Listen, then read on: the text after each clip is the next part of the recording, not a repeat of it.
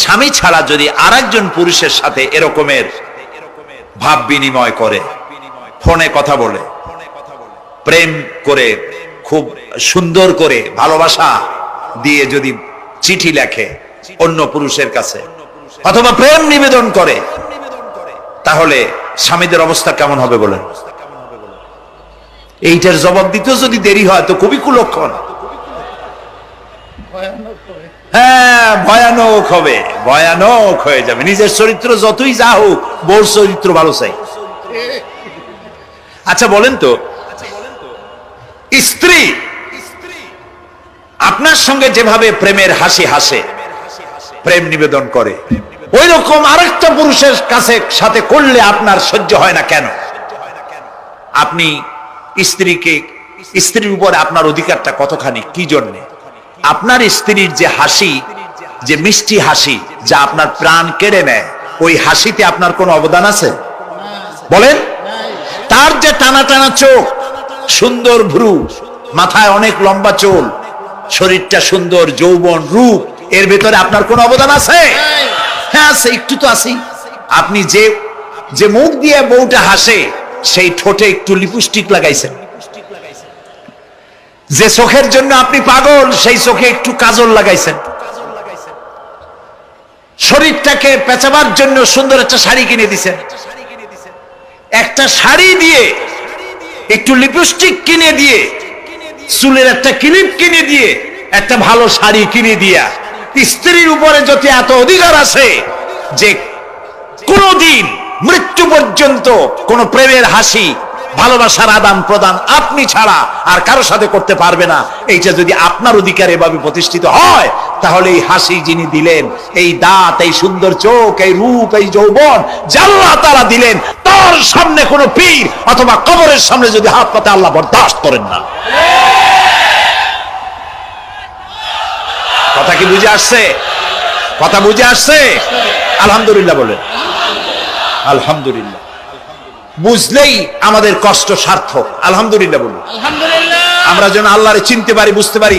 আমার বিশ্বাস করুন, কোরআন আমার সামনে, আল্লাহর কসম, কোন জীবিত পীর, কোন মৃত্যু পীর আমার ভাগ্যের ভালো বা মন্দ করার কোন অধিকার রাখে না, রাখে না, রাখে না। কোন পীর ফু দিয়ে আমার ভাগ্যকে ভালো বানাই দিতে পারবে না, পারবে না, এবং আমার একটা চুলও বাঁকাও করতে পারবে না। খাইরিহি ওয়া শাররিহি মিনাল্লাহি তাআলা। আমার ভালো, আমার মন্দ করার একমাত্র মালিক কে? এক আঙ্গুল আকাশের দিকে উঁচু করে চিৎকার দিয়ে বলুন, কে?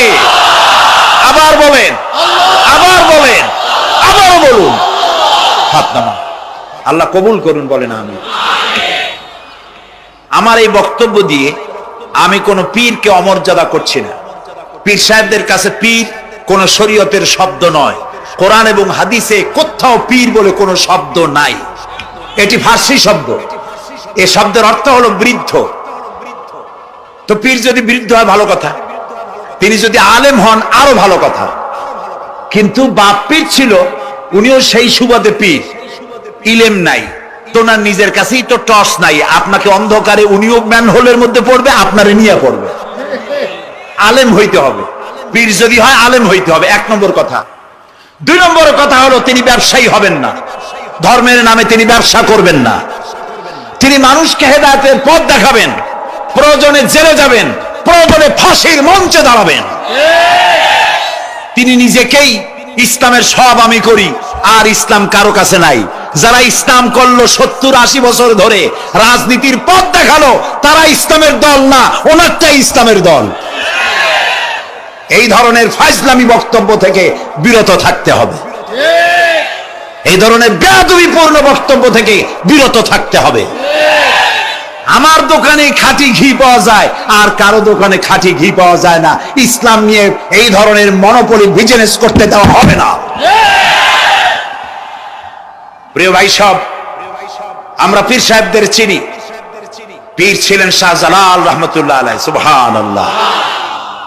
যুদ্ধ করা লাগে নাই, আজান দিয়েছেন, মূর্তির মাথা ভাঙ্গা চুর চুর হয়ে পড়ে গিয়েছে। গৌর গোবিন্দ পলায়া কুল পায় নাই।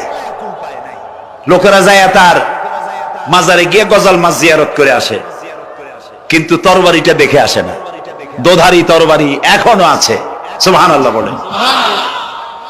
পীর ছিলেন হযরতে বাহাউদ্দিন নকশবন্দি, মুজাদ্দিদ আল ফিসানি রাহমাতুল্লাহ আলাইহি, বড় পীর আব্দুল কাদের জিলানী রাহমাতুল্লাহ আলাইহি, খাজা মঈনুদ্দিন চিশতি রাহমাতুল্লাহ আলাইহি, শাহজাহান আলী রাহমাতুল্লাহ আলাইহি। কত ওলিউল্লাহর মাজার দিয়ে আমার দেশ ভরা। আলহামদুলিল্লাহ কর। আলহামদুলিল্লাহ। এরা একদিকে মানুষকে মুরিদ বানায়া মুরিদের টাকা দিয়ে নিজেদের পকেট ভরেন নাই। ওনারা এরকম করতেন না, এইরকম করতেন। আর রাসূলুল্লাহ বলেছেন এই রকমের হাতের মর্যাদা নাই, এই হাতের মর্যাদা। আমি পীর দেখছিলাম, বাইতুল শরীফের পীর হযরত শাহ আব্দুল জব্বার সাহেব, আল্লাহ তাআলা জান্নাতুল ফেরদাউসের মেহমান বানায়। এই বাংলাদেশে শত শত মসজিদ, মাদ্রাসার এতিমখানা তৈরি করে গেছেন। সুবহানাল্লাহ। বৃষ্টির মৌসুমে চট্টগ্রামের বাড়ি তার, 14 বছর মাদ্রাসায় ওয়াজিদিয়া চট্টগ্রামে 14 বছর বুখারী শরীফ পড়িয়েছেন। কি মানের আলেম, খালি পীর না। মুরিদরা যত টাকা দিত এই টাকা দিয়ে বড় বড় মাদ্রাসা মসজিদ করেছেন। আর বৃষ্টির সময় সাথী সঙ্গী নিয়ে বস্তি এলাকায় যেতেন, পলিথিন দিয়া ছাওয়া, বাচ্চা আর তার স্বামী নিয়ে কাতরায় এক কোনায় বসে আছে, খাবার নাই, চাউল নাই, অসুস্থ, তাদের চাউল দিয়ে আসতেন, তাদের রান্না করার শাকসবজি দিয়ে আসতেন, ওষুধ দিয়ে আসতেন, হাড়ি পাতিল দিয়ে আসতেন। বন্যা হলে, তুফান হলে টাকা উজাড় করে যা মুরিদরা দিত সবগুলি উজাড় করে মানুষের খেদমত করতেন। সুবহানাল্লাহ। কাজী যারা জামায় অনেকগুলো পকেট সমানে নিতে থাকে আর ভরতে থাকে এইভাবে করে, এই ব্যবসায়ীদেরকে পরিত্যাগ করতে হবে। পীর হচ্ছে ওই সমস্ত লোক যারা নাকি ধর্মের নামে ব্যবসা করে না, বরং আল্লাহর দ্বীনকে প্রতিষ্ঠা করার জন্য কথা বলে। প্রিয় ভাই সব, আমাদের জেহেন সাফ করতে হবে, পরিষ্কার করে বুঝতে হবে আমার ভালো আমার মন্দ কে করতে পারেন? আল্লাহ। সম্রাট শাহজাহান নাম শুনেছেন? কোথার বাদশা বলেন? দিল্লির সম্রাট। সম্রাট শাহজাহান পৃথিবী জোড়া নাম তার। কবি বলছেন, শাহনে জাহাं को जिन्हें फख्र से देते थे बाज, वाज कब्र में है सूरह अलहम्दु की मोहताज। যে শাহজাহানকে কর দিয়া ট্যাক্স দিতে পারলে জনগণ নিজেদেরকে গৌরবান্বিত বলে মনে করত, সেই শাহজাহান কবরে শুয়ে আছে, সূরা ফাতিহার মুহতাজ হয়ে আছে। সুবহানাল্লাহ। যদি কেউ আমার কবরের কাছ থেকে হাইটে যাইতো আর একটু সূরা ইখলাস পড়ে সবরে সানি করতো, আমি কিছু পাইতাম। আহারে, এই এতিম ফকির হয়ে শুয়ে আছে। এক ফকির দিল্লি ঘুরতেছে, একজন বলছে, ভাই তোমারে তো খয়রাত করে দেখতেছি, আমি সেই ছোটবেলা থেকে খালি তুমি খয়রাত করো। একটা জিনিস আপনারা মনে রাখবেন, গরিব, আজকে যারা গরিব পরিশ্রমের মধ্য দিয়ে কালকে তারা ধনী হতে পারে, কিন্তু যারা ভিক্ষুক, যারা ভিক্ষা করে, জিন্দেগিতে কোনোদিন তারা বড় হতে পারবে না। ভিক্ষা করা যাদের অভ্যাস, জীবনেও বাড়ি করতে পারবে না, জীবনেও ধনী হইতে পারবে না, কিন্তু গরিব ধনী হইতে পারবে। কারণ হলো আল্লাহর কাছে দুইটা বৈধ জিনিস অত্যন্ত ঘৃণিত। কয়টা? একটা হলো তালাক, আর একটা হলো ভিক্ষাবৃত্তি, মানুষের কাছে চাওয়া। আল্লাহ পছন্দ করেন না। তো ভিক্ষুক ঘুরতেছে, একটা লোক বলল, মিয়া তোমার তো সারা জীবনই খরচ করতে দেখি। খরচ করবো না, করবো কি? যার কাছে যাই সে দেয় 4 আনা 2 আনা 1 টাকা, এর বেশি তো দেয় না। তেদি আমি কেমনে বড় লোক হব? কয় যে তুমি বাদশারে চোখে দেখো না, বাদশারে চোখে দেখো না। কয় বাদশার কাছে কি আমার মতো লোক যাইতে পারে নাকি? কল না, যাইতে হবে, যাও। বাদশা একবার যাবা, এমন দেওয়া দেবে জীবনে আর তোমার খরচ করা লাগবে না। পাতি শিয়ালের পিছনে ঘুরে তো লাভ নাই। পাতি শিয়ালে খায় মুরগি, তোমার একটা ঠ্যাং দেবে, দাঁতের খেলালের কাজ হবে না। বাঘের পিছনে ঘোরো, বাঘে খায় গরু আর হরিণ, একটা রান দিলে তুমি 1 সপ্তাহ খাইতে পারবে। কাজে ঘুরতে গিয়েও বোঝা উচিত কার সাথে ঘুরি। তো বলছো বাদশার কাছে যাও, তো বাদশারে পাবো কই? কই তো দেখলাম কেবল মসজিদে ঢুকলো। তারপরে ফকির গিয়ে দাঁড়ায় আছে বারান্দায়, দেখে যে উনি বাদশা ভেতরে বসে হাত তুলে আছে ভাবে, আর চোখ দিয়ে পানি পড়ে দাড়ি ভিজে ভিজে পড়তেছে। নামাজ শেষ করে, মোনাজাত শেষ করে বাদশা বেরিয়েছেন। কোন বাদশা? শাহজাহান। বাইরে আসার পর ফকির বলল, আসসালামু আলাইকুম বলে ফকির রওনা করছে। বাদশা বলে, দাঁড়াও, তুমি যে রওনা করলা, তোমার তো ভিক্ষুক মনে হয়, আর লোকেরা যারা ভিক্ষুক না তারাও তো আমার কাছে চায়, আর তুমি তো ভিক্ষুক, চাইলে না কেন কিছু? ভিক্ষুক বলে, জাহাপানা, আমি কিছু চাইতে এসেছিলাম আপনার কাছে, কিন্তু আপনার করুণ অবস্থা দেখে আমার জ্ঞানের চোখ খুলে গিয়েছে। আমি দেখতে পেলাম আমি যার কাছে চাইতে এসেছি, আমি তো কান্দি না, হাতও বাতি নাই। যার কাছে চাইতে আসলাম দিল্লির সম্রাট, আবার কোন সম্রাটের কাছে হাত পেতে ভিক্ষুকের মতো কি জানি চায়, আর চোখ দিয়া পানি পড়ে দাড়ি ভিজে ভিজে পড়ছে। আমার জ্ঞানের চোখ খুলে গেছে, দুনিয়ার বাদশার কাছে আর চাইবো না। বাদশা কান্দে যে বাদশার কাছে, তার কাছেই চাইবো। প্রিয় ভাই সব, এই জন্যে জিহ্ন সাফ করে ফেলুন। দুনিয়ার কোন মানুষের জন্য, মানুষের কাছে নয়, কোন কবরে নয়, কোন কারো কাছে নয়, আল্লাহ তাআলার কাছেই আমরা নামাজের মধ্যে ঘোষণা করেছি, ইয়্যাকা না'বুদু ওয়া ইয়্যাকা নাস্তাঈন। আল্লাহ তাআলা, তোমার একমাত্র ইবাদত করি, তোমার কাছেই সাহায্য চাই। কাজে সাহায্য আল্লাহর কাছে। কার কাছে চাইবো বলে? আল্লাহ আমাদের ঈমান পোক্ত করে দিন। আমরা বলি আমিন, আমরা বলি আমিন। অসুখ বিসুখ হইলে পরে ধৈর্য ধরবেন। অনেক মানুষ আছে জ্বর হইলে কয় যে এত নামাজ পড়ি খালি জ্বর আমারই হয়, এত রোজা রাখি, ভালো ভালো কাম করি, আমার ছেলের অসুখ মোটে সারি। এই জাতীয় কথা বলবেন না। মুমিনের পায়ে যদি কাঁটাও ফোটে, সওয়াব থেকে খালি নাই। ধৈর্য ধরতে হবে। কাঁটা ফুটছে, বলেন ইন্না লিল্লাহ। আজাবান লিল মুমিন, মুমিনের জন্য বড়ই আশ্চর্য ব্যাপার। বিপদ হইলেও শুকর আদায় করে, আর সুখে থাকলেও শুকর আদায় করে। সুবহানাল্লাহ ওয়া বিহামদি। বিপদ আসলে সে বলে ইন্না লিল্লাহি, বলেন ইন্না লিল্লাহি ওয়া ইন্না ইলাইহি রাজিউন। আর যখন শান্তি আসে বলে আলহামদুলিল্লাহ। দুই অবস্থায় তার জন্য নিয়ামত আল্লাহর তরফ থেকে সে পায়, আলহামদুলিল্লাহ। প্রিয় ভাই সব, তো আল্লাহর উপর ঈমান আনার জন্য কয়টা শর্ত বলছি না? এই যে প্যাচ লেগে গেছে, কয় যে তিনটা। আল্লাহর উপর ঈমান আনার জন্য শর্ত কয়টা? চারটা। চারটা বলছি কয়টা? দুইটা। আরেকটা হচ্ছে আল্লাহর কুদরত এ বিশ্বাস করা। আল্লাহর কুদরত মানে শক্তি। আল্লাহর কিছু বিশ্বাস করবেন, বলেন জোরে? শক্তি। আকাশ এবং জমিনে শক্তিশালী কে? কিন্তু আমার দেশের জনগণ, কিছু কিছু রাজনীতিবিদরা বলে জনগণই নাকি সকল ক্ষমতার, সকল শক্তির উৎস। কি পাগল! তুমি ক্ষমতার উৎস? নাকের মধ্যে ময়লা, দাঁতে ছাতা, পেটের মধ্যে দুর্গন্ধ ভরা, ক্ষমতার উৎস। আশ্চর্য কথা। এই যে ক্ষমতার উৎস, হাজার হাজার লোক এখানে বসা, দুইটা ভাউয়া ব্যাংক যদি দুই কোণা দিয়ে ঢোকে, ভাউয়া ব্যাংক চেনেন? বিগ সাইজের ব্যাংক, দুইটা যদি দুই দিক দিয়ে ঢোকে লাফাইতে লাফাইতে, সামনে যারা আছে এমনি লাফাবে। অন্তত টঙ্গী তামিরুল মিল্লাত মাদ্রাসা ছাড়াইয়া তারপরে ফিরে তাকায় বলবে, ভাই আমরা দৌড়াই কেন? ব্যাংকের সামনে অসহায়, বল্লা ভীমরুলের সামনে অসহায়, সাপের সামনে, বিচ্ছুর সামনে অসহায়। তারা কয় সকল ক্ষমতার উৎস জনগণ। কপাল পোড়া। ক্ষমতার উৎস জনগণ নয়। এটা কোরআনের সাথে কন্ট্রাডিকশন হয় এ কথায়। আল্লাহ বলেছেন আন্নাল কুওয়াতা লিল্লাহি জামিয়া। সকল ক্ষমতার উৎস কে? চিল্লায় বলো। ক্ষমতা কি দেখছেন? মাত্র 1.5 মিনিট। কয় মিনিট? মাত্র 1.5 মিনিট। আল্লাহ বলেছেন কোন? সাথে সাথে তামিলনাড়ু, মালয়েশিয়া, ইন্দোনেশিয়া, থাইল্যান্ড, মালদ্বীপ, শ্রীলঙ্কা, 2 লক্ষ লোক শেষ, 1 লক্ষের খোঁজ নাই। সমুদ্রের পানি 33 ফিট উঁচু হয়ে এসছে। সুবহানাল্লাহ কই দিচ্ছে করে না? বিজ্ঞানীরা বলেছেন ভারত মহাসাগরের তলদেশে ফাটল ধরেছে, ওর কয়েক কিলোমিটার নিচে ভূমিকম্পের উৎপত্তি হয়েছে।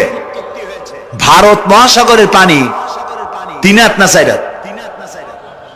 কত কিলোমিটার আল্লাহই জানে।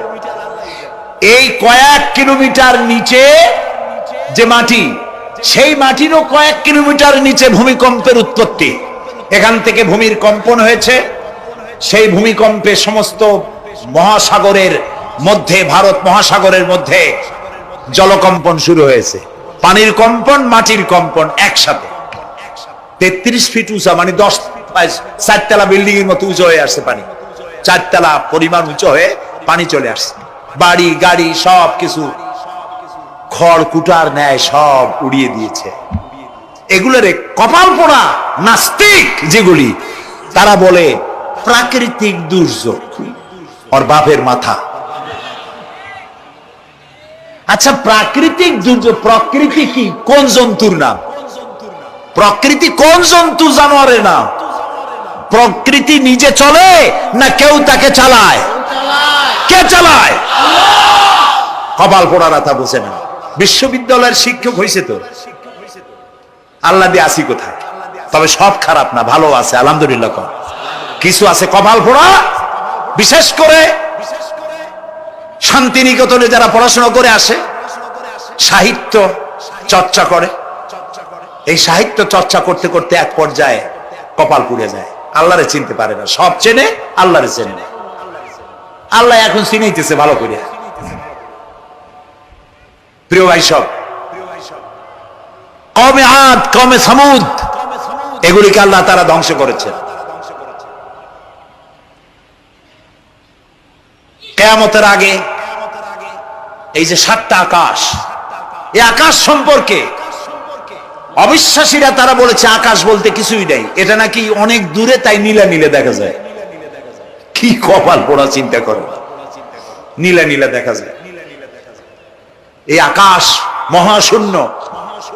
এই আকাশগুলি, আকাশ কয়টা? কয়টা স্তর? 7টা। এগুলি কাতাইয়ে সিজিল্লিল কুতুব। কোরআনে কারিমে আল্লাহ তাআলা বলেছেন, কিতাবের পৃষ্ঠার মতো কিয়ামতের আগে একটার পর একটা ঠাস ঠাস করে পড়বে, ভেঙে চুরে চুরমার হয়ে যাবে। ওয়াইদাল বিহারু ফুজ্জিরাত, আল্লাহ তাআলা বলছেন, ইদাস সামাউ ফাতারাত ওয়াইদাল কাওয়াকিবু ইনতাসারাত ওয়াইদাল বিহারু ফুজ্জিরাত। আকাশের তারকাসমূহ বিক্ষিপ্ত হয়ে পড়বে।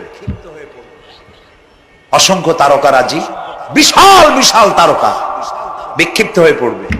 চন্দ্র সূর্য একটার সাথে আরেকটা ধাক্কা লেগে চাঁদ আর সূর্য আলো হারিয়ে ফেলবে, একাকার হয়ে যাবে। পাহাড়গুলো উঁচু করে আল্লাহ তাআলা জমিনের উপরে আছাড় মারবেন, কালিহিনিল মানফুস, তুলার মতো উড়ে চলে যাবে। সুবহানাল্লাহ বলবা না? কত বড় শক্তি আল্লাহ পাকের। ওয়াইদাল বিহারু ফুজ্জিরাত, সমুদ্র সমূহ বিদীর্ণ হয়ে যাবে। সমুদ্রে যত পানি আছে সমস্ত পানিগুলি নিঃশোষিত হয়ে যাবে মাটির তলায়, এবং সেখানে অগ্নি উৎপত্তি হবে। কোরআনে কারিম আল্লাহ বলে দিয়েছেন, গোটা সমুদ্রগুলিতে আগুন জ্বলতে থাকবে। এগুলি কিয়ামতের আলামত।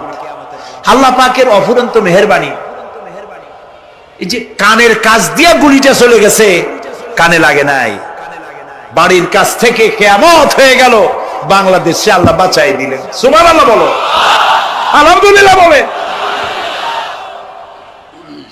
আমাদের প্রতিবেশী দেশগুলিতে যেভাবে আঘাত লাগছে, ওর 1000 ভাগের 1 ভাগের আঘাত কয়েক সেকেন্ড যদি বাংলাদেশে হতো, আমাদের সব অপরিকল্পিত শহর, রাজুক পারমিশন দিয়েছে 3 তলার, করা হয়েছে 7 তলা। এইভাবে অপরিকল্পিত যত বিল্ডিং আছে, এগুলি পচা সিমেন্ট দিয়ে, পচা ইট দিয়ে তৈরি করা হয়েছে। 2-3 সেকেন্ডের ভূমিকম্প যথেষ্ট এই শহর লন্ডভন্ড করে দেওয়া। অসংখ্য মানুষ মারা যাবে, অসংখ্য বাড়ি ঘর শেষ হয়ে যাবে। এদেরকে রেস্কিউ করার মতো মডার্ন ইকুইপমেন্টসও গভর্নমেন্টের কাছে নাই। এজন্য আল্লাহর কাছে সেজদা দিয়া গুনার তওবা করতে হবে, আল্লাহ আমাদের মাফ করে দাও, আমার এই গরিব দেশটাকে কিয়ামত পর্যন্ত এই গজব থেকে বাঁচাও। প্রিয় ভাই সব, আল্লাহ তাআলার ক্ষমতার ওয়াজ আমি আজ করতে পারবো না, অনেক লম্বা হয়ে যাবে। কারণ আমাকে 3টা পুঁজির কথা তো কমসে কম বলতেই হবে, অল্প করে হলেও। শুনবেন তো? আল্লাহ তৌফিক দিক, বলেন আমিন। আল্লাহ তাআলার ক্ষমতায় বিশ্বাস করা, তার প্রচন্ড ক্ষমতা, যা খুশি তাই বলেন করতে পারেন। মরাকে জিন্দা, জিন্দাকে মারতে পারেন, মরুভূমিতে ফুল ফুটাতে পারেন। সুবহানাল্লাহ, যা খুশি তাই করতে পারেন। এই শক্তি সহকারে আল্লাহকে বিশ্বাস করতে হবে। 4র্থ নম্বরে, আল্লাহর হুকুম এবং হাকাম, আদেশ নিষেধ, আমি আল্লাহরে বিশ্বাস করি, এই কথার কোনো দাম নাই যদি তার আদেশ না মানি। এই কথার কোনো দাম নাই যদি তার নিষেধকে আমি আমার জীবনে প্রত্যাহার না করে চলতে পারি। মুসলমান বলে দাবি করার কোনো মূল্য নাই। একদিকে নামাজ পড়ি, আর একদিকে ওজনে কম দেয়, খাদ্যে ভেজাল দেয়, বেপরদা করি, মিথ্যা কথা বলা হয়, ওজনে কম দেয়, খাদ্যে ভেজাল দেয়, জমিনের আইল ঠালে আমানতের খেয়ানত করে, আল্লাহর হুকুম মানা হলো না, রসুলের আদেশ মানা হলো না। আল্লাহর উপর ঈমান আনার জন্য চতুর্থ শর্ত হচ্ছে আল্লাহ যা বলেছেন মাথা নত করে মেনে নিতে হবে, বলতে হবে সামি'না ওয়া আতা'না। বলেন সামি'না ওয়া আতা'না, শুনলাম আর মেনে নিলাম। বলেন তো জোরে, শুনলাম আর মেনে নিলাম। সুবহানাল্লাহ বলেন। মুমিনেরা এই প্রশ্নই করবে না মদ হারাম কেন, মুমিনেরা এই প্রশ্নই করবে না জুয়া হারাম কেন, মুমিনেরা এই প্রশ্নই করবে না জিনা হারাম কেন। একটাই জবাব, মদ হারাম কেন? আল্লাহ হারাম করেছেন তাই হারাম। জিনা হারাম কেন? আমার আল্লাহ হারাম করেছেন তাই হারাম। জুয়া হারাম কেন? আমার আল্লাহ হারাম করেছেন তাই হারাম। কোন যুক্তি নাই। যুক্তির, আল্লাহর নিষিদ্ধ জিনিসে যুক্তি তালাশ করে কেবলমাত্র শয়তান। আল্লাহর আদেশ নিষেধে যুক্তি তালাশ করে কে? শয়তান। মুমিনের কাজ হলো সামি'না, বলেন, ওয়া আতা'না, শুনলাম আর মানলাম, বাস, শেষ কথা, খালাস। এই গেল চারটি শর্ত পুরো হয়ে গেল। এই চারটি শর্ত যদি পূরণ করতে পারি তাহলে আল্লাহরে বিশ্বাস করছি এটা প্রমাণিত হবে, এটা জাস্টিফাই হবে, এটা সত্যতা প্রমাণ হবে যদি আল্লাহ হুকুম মতো। এক নম্বরে হলো, আমি আবার কথাটা প্যাকেট করে দিই যাতে করে আপনারা বাড়ি নিয়ে যাইতে পারেন। আল্লাহর উপরে ঈমান এনেছি, এই কথাটাকে কমপ্লিট করার জন্য শর্ত কয়টা? চারটা। এক নম্বরে আল্লাহর অস্তিত্বে বিশ্বাস, বলেন আল্লাহর অস্তিত্বে বিশ্বাস। দুই নম্বরে আল্লাহর গুণাবলীতে বিশ্বাস। তিন নম্বরে আল্লাহর ক্ষমতায় বিশ্বাস। চার নম্বরে আল্লাহর আদেশ এবং নিষেধে বিশ্বাস, মান্য করে চলা। আল্লাহ যেন এই তৌফিক আমাদের দেয়, বলেন আমিন। আল্লাহ রাব্বুল আলামিন দুনিয়ায় শান্তি, আখিরাতে জাহান্নাম থেকে মুক্তি দেওয়ার জন্য আল্লাহ পাক আমাদেরকে একটা ব্যবসার কথা বলেছেন। ওই ব্যবসায় পুঁজি কয়টা? বলেন। তিনটা পুঁজি। বলছি কয়টা? দেখেন যে কেমনি প্যাঁচ লাগে। বলছি মাত্র একটা, সে একটা ডাল বার করছি চারটা। এবার আসেন মূল পয়েন্টে। এবার দ্বিতীয় পয়েন্ট, রসুলের প্রতি ঈমান। আমরা তো রসুলের প্রতি ঈমান আনছি কিনা বলেন? রসুলের প্রতি ঈমান এনেছি। আমাদের এই ঈমান যথেষ্ট নয়, কারণ আমাদের ঈমান হলো রবিউল আউয়াল মাসে ঈমান তাজা হয়, ঠিক না? ঠিক না? রবিউল আউয়াল মাস যখন আসি, ব্যানারটা নাই, শামিয়ানাটা নাই, রাস্তাগুলিতে ফ্ল্যাগ লাগাই আর আলোক সজ্জা করি। মন্ত্রীরা আসেন, নেতারা আসেন, সিরাতুন নবী মাহফিলে দাঁড়ায় বলেন নবীর আদর্শ অনুসরণ করা ছাড়া উপায় নাই। অথচ ওনার পা থেকে শুরু করে মাথা পর্যন্ত নবীর আদর্শ নাই। আবার এই নেতা রামকৃষ্ণ মিশনে, রামকৃষ্ণ পরমহংসদেব তার মঞ্চে গিয়ে বলেন রামকৃষ্ণের নীতির ছাড়া বিকল্প কিছুই নেই। আবার গৌতম বুদ্ধের জন্মবার্ষিকী উদযাপনের জন্য সেখানে গিয়ে বলেন গৌতম বুদ্ধের অহিংস নীতি অনুসরণ করা ছাড়া জাতির যোগীনাথ হওয়ার আর কোনো পথ নাই। যেখানে যায় সেই জায়গার গুলি ধরে। রবিউল আউয়াল মাস আসতে বলেন, আলোকসজ্জা করে ইয়া নবী সালামু আলাইকা, ইয়া রাসূল সালামু আলাইকা।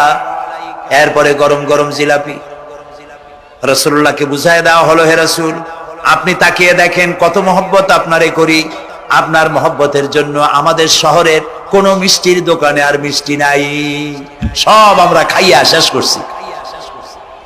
এই হলো মহব্বত। এই মহব্বতে এই ঈমানে কাজ হবে না। এই ঈমানে বলেন কাজ হবে না। কোন ঈমানে কাজ হবে? রাসূলের প্রতি ঈমানের অর্থ কি? এর অর্থ হচ্ছে নবী করিম সাল্লাল্লাহু আলাইহি ওয়াসাল্লাম আমাদের রাসূল, আমাদের নেতা। আমাদের রাসূল, আমাদের নেতা, আমরা তার উম্মত, তার অনুসারী। অনুসারীর কাজ কি? নেতার পূর্ণাঙ্গ অনুসরণ করণ। রাসূলুল্লাহর আনুগত্য করতে হবে, এটা কে বলেছেন? আল্লাহ রাব্বুল আলামিন সূরা আলে ইমরানের মধ্যে বলেছেন, কুল ইন কুনতুম তুহিব্বুনাল্লাহ ফাত্তাবিউনি ইউহিব্বুকুমুল্লাহ ওয়া ইয়াগফির লাকুম যুনুবাকুম আল্লাহু গফুরুর রহিম। হে নবী, আপনি বলুন, তোমরা যদি আল্লাহকে ভালোবাসো তাহলে তোমার কাজ হচ্ছে, তোমরা যদি আল্লাহকে ভালোবাসো তাহলে তোমরা আমার আনুগত্য করো, আমার অনুসরণ করো। কার? রাসূলের। বলেন কার? রাসূলের অনুসরণ যদি তোমরা করো, খেয়াল করে শুনতেছেন তো? আল্লাহ তাআলা বলছেন, নবী আপনি বলেন, তোমরা যদি আল্লাহকে ভালোবাসো, তোমাদের এই দাবি যদি সত্য হয়, তাহলে আমার অনুসরণ করো, আমার আনুগত্য করো। আমার অনুসরণ, আমার আনুগত্য করলে পরে তোমাদের কে আল্লাহ রাব্বুল আলামিন ভালোবাসবেন এবং তোমাদের तमाम জিন্দেগীর সমস্ত গুনাহ খাতা আল্লাহ তাআলা maaf করে দিবে। আমরা কি গুনাহ maaf করাইতে চাই? বলেন চাই? আসুন রাসূলের আনুগত্য করুন। রাসূলের আনুগত্য কি রকম? রাসূল যেভাবে মোস কাটছে আমরা সেইভাবে মোস কাটবো, তিনি দাড়ি যেভাবে রাখছেন আমরা সেইভাবে রাখবো, তিনি চুল কাটছেন যেভাবে সেইভাবে করব, তিনি পায়ের নখ হাতের নখ যেভাবে কাটছেন সেইভাবে করব, তিনি যেভাবে বিবাহ করেছেন সেই সুন্নত অনুযায়ী বিবাহ, তিনি যেভাবে দেশ চালাইছেন সেইভাবে দেশ চালাবো। রাসূলের অনুসরণের অর্থ শুধু এই নয় যে তিনি যেভাবে সুরমা লাগাইছেন আমি ওইরকম সুরমা দেব, তিনি যেভাবে কদু খাইছে আমিও কদু খাবো, এটা নয়। এটা নয়, শুধু রাসূলের আনুগত্য হবে মুরগির ফার্ম থেকে শুরু করে জাতিসংঘ পর্যন্ত, জীবনের সব ক্ষেত্রে। আর বিশ্বাস করতে হবে তিনি শেষ নবী, তারপরে আর কোন নবী আসবে না। আল্লাহ রাব্বুল আলামিন সূরা আহজাবের মধ্যে বলেছেন, মা কানা মুহাম্মাদুন আবা আহাদিম মির রিজালিকুম ওয়ালাকির রাসূলুল্লাহি ওয়া খাতামান নাবিয়্যিন। মুহাম্মদ সাল্লাল্লাহু আলাইহি ওয়াসাল্লাম তোমাদের কোন পুরুষদের পিতা নন, তিনি আল্লাহর রাসূল এবং তাকে দিয়ে নবুয়তের মিশনকে খতম করে দেওয়া, কমপ্লিট করে দেওয়া হয়েছে। আর কোন নবী, রাসূলুল্লাহ বলেছেন লা নাবিয়্যা বাদি ওয়ালা রাসূল, আমার পরে আর কোন নবী আসবে না, রাসূল আসবে না। কথা বুঝে আসছে? আল্লাহর নবীর পরে আর কোন নবী হবে না। আল্লাহর নবী বলেছেন, একটি ইমারত তৈরি করে তার ভিতরে একটা ইট যদি খালি থাকে, একটি ইটের জায়গা যদি শূন্য থাকে, তাহলে সকলের চোখে ধরা পড়বে। ওই ইটখানা দিলে পরে বিল্ডিংটা কমপ্লিট হয়ে যায়। নবুয়তের যে ইমারত আল্লাহ তৈরি করেছিলেন, ওর ভিতরে একটা ইটের অভাব ছিল। আল্লাহ পাক আমাকে দিয়ে সেই শূন্য জায়গা পূরণ করে দিয়ে নবুয়তের মিশনকে কমপ্লিট করে দিয়েছেন। রাসূলুল্লাহ বলেছে আমার পরে আর কেউ নবী হবে না। পৃথিবীর সব মুসলমানদের আকীদা, মুহাম্মদ সাল্লাল্লাহু আলাইহি ওয়াসাল্লামের পরে যদি কেউ নবুয়তের দাবি করে সে কাফির, হাজার বার কাফির। তারা যারা তাকে যারা নবী মানবে তারাও।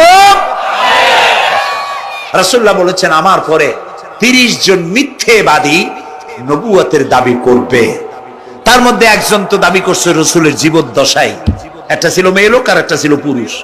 পুরুষটার নাম ছিল মুসাইলামা কাযযাব, নামই ছিল কাযযাব। কাযযাব মানে মিথ্যাবাদী। দেখছেন অবস্থা, নামই মিথ্যাবাদী। উম্মতেরা কইল যে আপনি তো একজন নবী, আমরা সৌভাগ্য আর দুর্ভাগ্য হোক আপনারা নবী বলে মানলাম। মুহাম্মদ সাল্লাল্লাহু আলাইহি ওয়াসাল্লামের কাছে প্রায় জিবরাইল আসে আর ওহী আনে, আর আপনি আমাদের কোনো ওহী দিতে পারলেন না পর্যন্ত। কয় যে কেবল না নবী হইলাম, অপেক্ষা করো, ওহী আসবেন। বেশ কিছুদিন যাওয়ার পর খুব চিন্তা ভাবনা করে কয় যে ওহী একটা আসছে। উম্মতেরা সব দৌড়ে আসছে, কি ওহী? কয় যে এইমাত্র শেষ রাত্রে জিবরাইল আসছিল, আইসে আমারে কয়ে গেল একটা সূরা নাজিল করলেন। সূরাটা কি? ইন্না আতাইনাকাল আকাক ফাসাল্লি লিরাব্বিকা ওয়াজআক ইন্না শানিয়াকা হুয়াল আবলাগ। উম্মতেরা কয় সর্বনাশ, এই সূরা পড়তে গেলে তো আমরা কাইসা মরে যাব। এর অর্থ তো খুব বিকায়দা। কি কি সূরা নাজিল হইল আপনার উপরে? ইন্না আতাইনাকা লাকাক, মানে আমি তোমাকে হুতুম পেশা দান করেছি। সুতরাং তুমি তোমার প্রভুর উদ্দেশ্যে নামাজ পড়ো আর চিৎকার মারো, কারণ তোমার শত্রুরা সাদা এবং কালো বর্ণের। আমরা তো আগামাথা কিছু বুঝলাম না, কি হই? আচ্ছা ঠিক আছে, পয়গম্বর মুহাম্মদ সাল্লাল্লাহু আলাইহি সাল্লামকে তার উম্মতেরা নিয়ে যায় তাদের বাগানে, মাঝে মধ্যে নিয়ে যায়। নিলে পরে যে কুয়ায় পানি থাকে না, শূন্য কুয়া পানিতে ভরে যায়। যে গাছতলা দিয়ে তিনি হেঁটে যান, যে খেজুর গাছে খেজুর নাই, সেই গাছতলা দিয়ে রাসূল হেঁটে গেলেন, গাছে ফল ধরে যায়। আপনি তো এরকম কিছু দেখাইতে পারেন না। তোমরা তো আমার নেও না, চলো না যাই। নিয়ে গেছে, যাই দেখে যে কুয়ার পাড় দিয়ে যায়, যে কুয়ায় পানি থাকে তা থাকে, শুকায় যায়। যে গাছতলায় দিয়ে যায়, ওই গাছে খোরমা থাকলে সাথে সাথে খরগুড়ি ঝরে যায়। উম্মতের কয় কি একটা কপাল পড়ো নবী পাইলাম ভাগে। আল্লাহ তারে শেষ করছে দুনিয়া থেকে, জাহান্নামে চলে গেছে।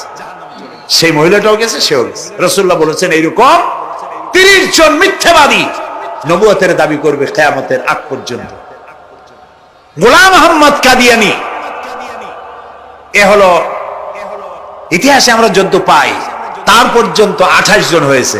মুহাম্মদ সাল্লাল্লাহু আলাইহি সাল্লামের ইন্তেকালের পর ওকে নিয়ে হয়েছে 28 জন। কয়জন হইল? বাকি আছে কয়জন? তাই বলে কিয়ামত যে এই 2 জন হইলি আগামী বছর বা 5-6 বছরের মধ্যে কিয়ামত হবে, ওইটা চিন্তা করেন না। এই পৃথিবীতে একটা লোক আল্লাহ শব্দ উচ্চারণ করার যদি থাকে, কিয়ামত সে পর্যন্ত হবে না। সুবহান। সুতরাং বহুত দেরি আছে কিয়ামতে। তবে ওর মতো আরো শয়তান 2 জন আসবে। গোলাম আহমদ কাদিয়ানী বলল, আমি পয়গম্বর, আমি নবী, আমার উপরে ওহী আসে। তো তার সঙ্গে ওই যুগের বড় আলেম মাওলানা আতাউল্লাহ শাহ বুখারী রাহমাতুল্লাহ আলাইহি, তিনি বললেন, আচ্ছা তুমি যে নবুয়তের দাবি করো, এই শক্তি তুমি পাও কই? কয় যে আমার শক্তি তো কোরআন, কোরআনের মধ্যেই আছে আমার কথা। কোথায়? কয় সূরা সফের মধ্যে আছে, ইয়াতি মিন বাদি ইসমুহু আহমদ। ঈসা আলাইহিস সালাম আমার ব্যাপারে ফোরকাস্ট করেছেন, ভবিষ্যৎবাণী দিয়েছেন যে আমাবে না, পরকালকে যারা বিশ্বাস করবে না তাদের সম্পর্কে আল্লাহ পাক বলছেন, والذين كذبوا بآياتنا ولقاء الآخرة حبطت أعمالهم। পরকালকে যারা বিশ্বাস করবে না, আখিরাতের দিনের পরে যাদের ঈমান থাকবে না, যারা বিশ্বাস করবে না, তাদের জীবনের সমস্ত ভালো কাজগুলি আল্লাহ রাব্বুল আলামিন বরবাদ করে দিবেন। তাদের জীবনের কোনো কাজের কোনো মূল্য নাই, সমস্ত কাজগুলি নিষ্ফল, বেকার, যারা নাকি পরকালকে বিশ্বাস করবে না। পরকালের বিশ্বাসটাই হচ্ছে মানুষের জীবনের সবচাইতে নৈতিকতার মূল ভিত্তি। একটা মানুষের চরিত্র ভালো হওয়ার জন্য পরকালের বিশ্বাসটা সবচাইতে বড় জিনিস। মানুষ ভালো মন্দ, পরকালের দরকারটা কি? প্রশ্ন উঠতে পারে, পরকালটা না হলে কি হইতো? পরকালটা এই জন্য হবে, এই জন্য দরকার যে পৃথিবীতে মানুষ অনেক ভালো কাজ করে, আবার অনেক খারাপ কাজও করে, দুরকমই করে। যত ভালো কাজ করে, এই ভালো কাজের পুরস্কার পৃথিবীতে দেওয়া সম্ভব নয়। একটা মানুষ এত ভালো কাজ করলো, নামাজ পড়লো, রোজা রাখলো, হজ করলো, যাকাত দিল, তারপরে আল্লাহর দ্বীন প্রতিষ্ঠার জন্য কষ্ট করলো, জেল খাটলো, জরিমানা দিল, ফাঁসির মঞ্চে চড়লো, তার এত ভালো কাজের পুরস্কার এই পৃথিবীতে দেওয়া সম্ভব নয়। এজন্য এমন একটা সময় দরকার যেখানে এগুলির এই বিরাট একটা লম্বা সময় তাকে পুরস্কার দেওয়া যায়, সেজন্য পরকালের প্রয়োজন। আবার পৃথিবীতে এমন বহু লোক আছে যারা এত অন্যায় করে যে অন্যায়ের শাস্তি পৃথিবীতে এই সীমিত সময় দেওয়া সম্ভব নয়। যেমন দৃষ্টান্ত দিতে গিয়ে আমি বলি যে একটা মানুষ যদি একটা মানুষকে হত্যা করে, তাহলে আপনি তাকে ওই একটা হত্যার বিনিময়ে তাকেও আপনি হত্যা করলেন, তাকেও ফাঁসি দিয়ে দিলেন। কিন্তু একটা মানুষ যদি লক্ষ লক্ষ মানুষ হত্যার কারণ হয়, একটা মানুষ যদি অনেকগুলি মানুষ মারে, তাহলে অনেকগুলি মানুষ মারার শাস্তি তো একটা জীবনের উপরে আপনি দিতে পারেন না। তাকে তো, তার জীবন তো একটাই, তার জীবন কয়টা? একটা। একটা গুলি করলেন, ফাঁসিতে দিলেন, তার একটা জীবন গেল। কিন্তু সে তো মেরেছে অনেক, তার কারণে তো লক্ষ লক্ষ মরছে, কাজেই এই শাস্তি পৃথিবীতে দেওয়া সম্ভব নয় বলে এমন একটা জায়গা দরকার যেখানে এই ধরনের বড় রকমের শাস্তি, দীর্ঘমেয়াদী শাস্তি দেওয়া যায়, শরীরটাও সেরকমের বানানো যায়, এই ধরনের করে একটি জায়গা দরকার। সেই জায়গার নাম হচ্ছে পরকাল, সেই জায়গাটার নাম হচ্ছে আখিরাত। এই জন্য কমন সেন্সের সাধারণ জ্ঞানের দাবিও পরকাল প্রয়োজন। আর পরকালের ভিত্তিতেই মানুষের চরিত্র গঠন হতে পারে। মনে করেন একজন অফিসার, তিনি জানেন তাকে দেখার কেউ নাই, তার যা খুশি তিনি তা করতে পারেন, তার পেছনে কোনো গোয়েন্দা বিভাগের লোক লাগানো নাই। এই চিন্তা যদি তার থাকে, তাহলে ঘুষের টাকা খাওয়া, স্বজন প্রীতি করা তার জন্য কি অসম্ভব না সম্ভব? খুবই সম্ভব।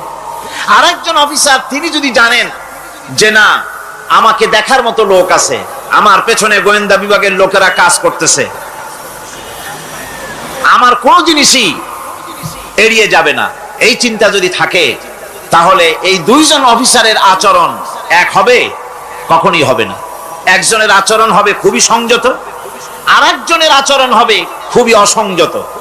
সুতরাং পরকালে যে বিশ্বাসী ব্যক্তি, সে ব্যক্তি চুরি, ডাকাতি, জেনা, ব্যভিচার, হত্যা, ধর্ষণ ইত্যাদি থেকে তিনি হবেন মুক্ত। আর যে ব্যক্তি পরকালকে বিশ্বাস করবে না, তার দ্বারা হবে না এমন কোনো কাজ নাই, সবকিছুই তার দ্বারা সম্ভব। এরপরে আল্লাহ পাক বলছেন যে পরকাল বিশ্বাস মানুষকে দায়িত্ববান বানায় দেয়।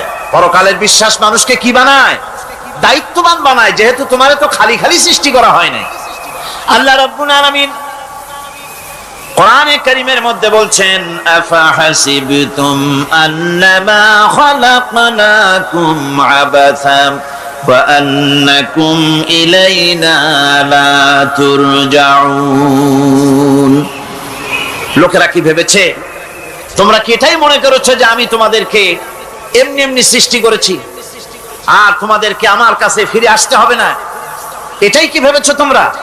তোমাদেরকে সৃষ্টি করা হয়েছে এবং তোমাদেরকে আমার দরবারে সকলকেই ফিরে আসতে হবে। পৃথিবীতে এমন কেউ নাই যে পৃথিবীতে টিকে থাকতে পারবে, সমস্ত মানুষকেই আল্লাহর দরবারে ফিরে যেতে হবে।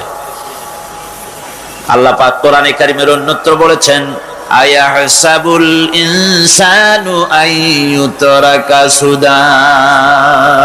মানুষ কি ভেবেছে যে আমি তাকে নিরর্থক সৃষ্টি করেছি, তার কোনো হিসাব হবে না, তার কোনো দেখার মতো কেউ নাই, তাকে এমনি এমনি আমি সৃষ্টি করেছি? তা না, প্রত্যেকটি মানুষকেই বিচক্ষণতার দাবি হিসেবে সৃষ্টি করা হয়েছে এবং তার সব কিছুকেই দেখা হচ্ছে।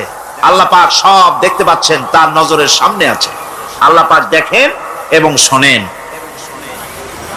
আমরাও দেখি, আমরাও শুনি, কিন্তু আল্লাহ পাকের দেখা আর আমাদের দেখা, আল্লাহর শোনা আর আমাদের শোনা একরকম নয়। আমরা এই মাহফিলের বাইরে কি হচ্ছে আমরা দেখতে পাই না, ঠিক কিনা গণ? রাতের বেলায় আমরা আমাদের নিজেদেরকেও দেখি না, এমনকি আমরা আমাদের পেছনে কি হয়, পিছনে কি আছে তাও দেখি না। আপনারা যে আমার সামনে বসে আছেন, আপনাদের পেছনে লোকটা কি করতেছে তা আপনি দেখতে পাচ্ছেন। মেঘ হলে মেঘের উপরে কি হয় দেখতে পাই না, কুয়াশার মধ্যে দেখতে পাই না, গাছের আড়ালে কি দেখতে পাই না, পাহাড়ের আড়ালে কি দেখতে পাই না। তারপরে শোনার ব্যাপারে একটা নির্ধারিত এলাকার আওয়াজ আমাদের কানে আসে, এর বাইরের কিছু আমরা শুনতেও পাই না। আল্লাহ রাব্বুল আলামিনের কি এরকম অবস্থা নাকি? কি বলেন, এরকম অবস্থা? আল্লাহ সব দেখতে পান, সব শুনতে পান, এমন তার চোখের সামনে কোন অবস্ট্রাকশন নাই, তার চোখের সামনে কোন জিনিস অন্তরায় হয়ে দাঁড়াতে পারে না, কেউ কোন জিনিস তার চোখের সামনে বাধার সৃষ্টি হতে পারে না। তাকে কেউ দেখতে পারে না, কিন্তু তিনি সবাইকে দেখতে পান। লা তুদরিকুহুল আবসার, তাকে কোন দৃষ্টিশক্তি তাকে দেখতে পাবে না। সমস্ত দৃষ্টিশক্তিকে তিনি দেখবেন, কিন্তু তাকে কেউ দেখতে পারবে না। সুবহানাল্লাহ ওয়া বিহামদিহি। সুতরাং তিনি সব দেখেন এবং সবই শোনেন। এই বিশ্বাস মানুষকে দায়িত্ববান বানায়। এই বিশ্বাস মানুষকে কি বানায় জোরে গান? দায়িত্ববান বানিয়ে দেয়। আল্লাহ রাব্বুল আলামিন বলছেন, আয়াহসাবু আল্লান ইয়াকদিরা আলাইহি আহাদ ইয়াকুলু আহলাকতু মালান লুবাদা আয়াহসাবু আন লাম ইয়ারাহু আহাদ। মানুষ কি ধারণা করেছে তার উপরে কারো কোনো ক্ষমতা চলবে না? সে বলে আমি অনেক ব্যয় করেছি, আর সে ভেবেছে তাকে দেখার মতো কেউ নাই। আল্লাহ পাক বলেন দেখার জন্য অবশ্যই একজন আছেন, তিনি হচ্ছেন আল্লাহ রাব্বুল আলামিন। কে দেখতে পান? জোরে সরে বলেন, কে দেখতে পান? আল্লাহ পাক সব দেখেন, সব শোনেন। এমনকি সমুদ্রের অতল তলদেশে কোন পাথরের সাথে লাগানো, বালু কণার সঙ্গে লাগানো ছোট্ট একটি পোকা, যা মাইক্রোস্কোপ যন্ত্র ছাড়া দেখা যায় না, এমন ছোট্ট পোকাটিও যদি চিৎকার মারে ক্ষুধার যন্ত্রণায় বা পেটের যন্ত্রণায় বা কষ্টে পড়ে কোনো চিৎকার যদি মারে, সমুদ্রের কেউ শোনার কথা নয়, জমিনের উপরে কেউ শোনার কথা নয়, অন্তরিক্ষের কারো শোনার কথা নয়। আল্লাহ রাব্বুল আলামিন বলেন সেই ক্ষীণ আওয়াজটুকুনো তোমার আল্লাহ পাক শুনতে পান। সব তিনি শুনতে পান এবং দেখতে পান, তার চোখের সামনে সব রয়েছে। সুতরাং আসল কথা হচ্ছে মানুষেরা পরকালের চাইতে দুনিয়ার গুরুত্ব দেয় বেশি। বাল তুসিরুনাল হায়াতাদ দুনিয়া ওয়াল আখিরাতু খায়রুন ওয়া আবকা। তোমরা পার্থিব জীবনকে অগ্রাধিকার দিয়েছো, আর পরকাল হচ্ছে উত্তম এবং স্থায়ী।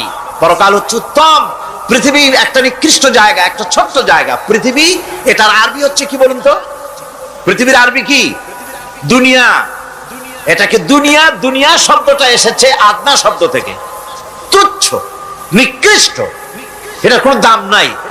আর এই জন্য হাদিস শরীফে এসেছে যে এই পৃথিবীর মূল্য যদি আল্লাহর কাছে মশার ডানা তুল্য যদি হতো, তাহলে কাফেরকে এক ঢোক পানি আল্লাহ পাক গিলতে দিতেন না। আল্লাহর দৃষ্টান্তটা, হাদিস শরীফের দৃষ্টান্তটা লক্ষ্য করেছেন? এই পৃথিবীর মূল্য যদি একটা মশার ডানার তুল্য যদি হতো, আপনাকে কেউ যদি 1,00,000 মশার ডানা যদি কেউ আপনাকে জোগাড় করে দেয়, আপনি কয় টাকা দিয়ে কিনবেন? কোন কথা বলতেছেন না? খুব আগ্রহ আছে কেনার নাকি?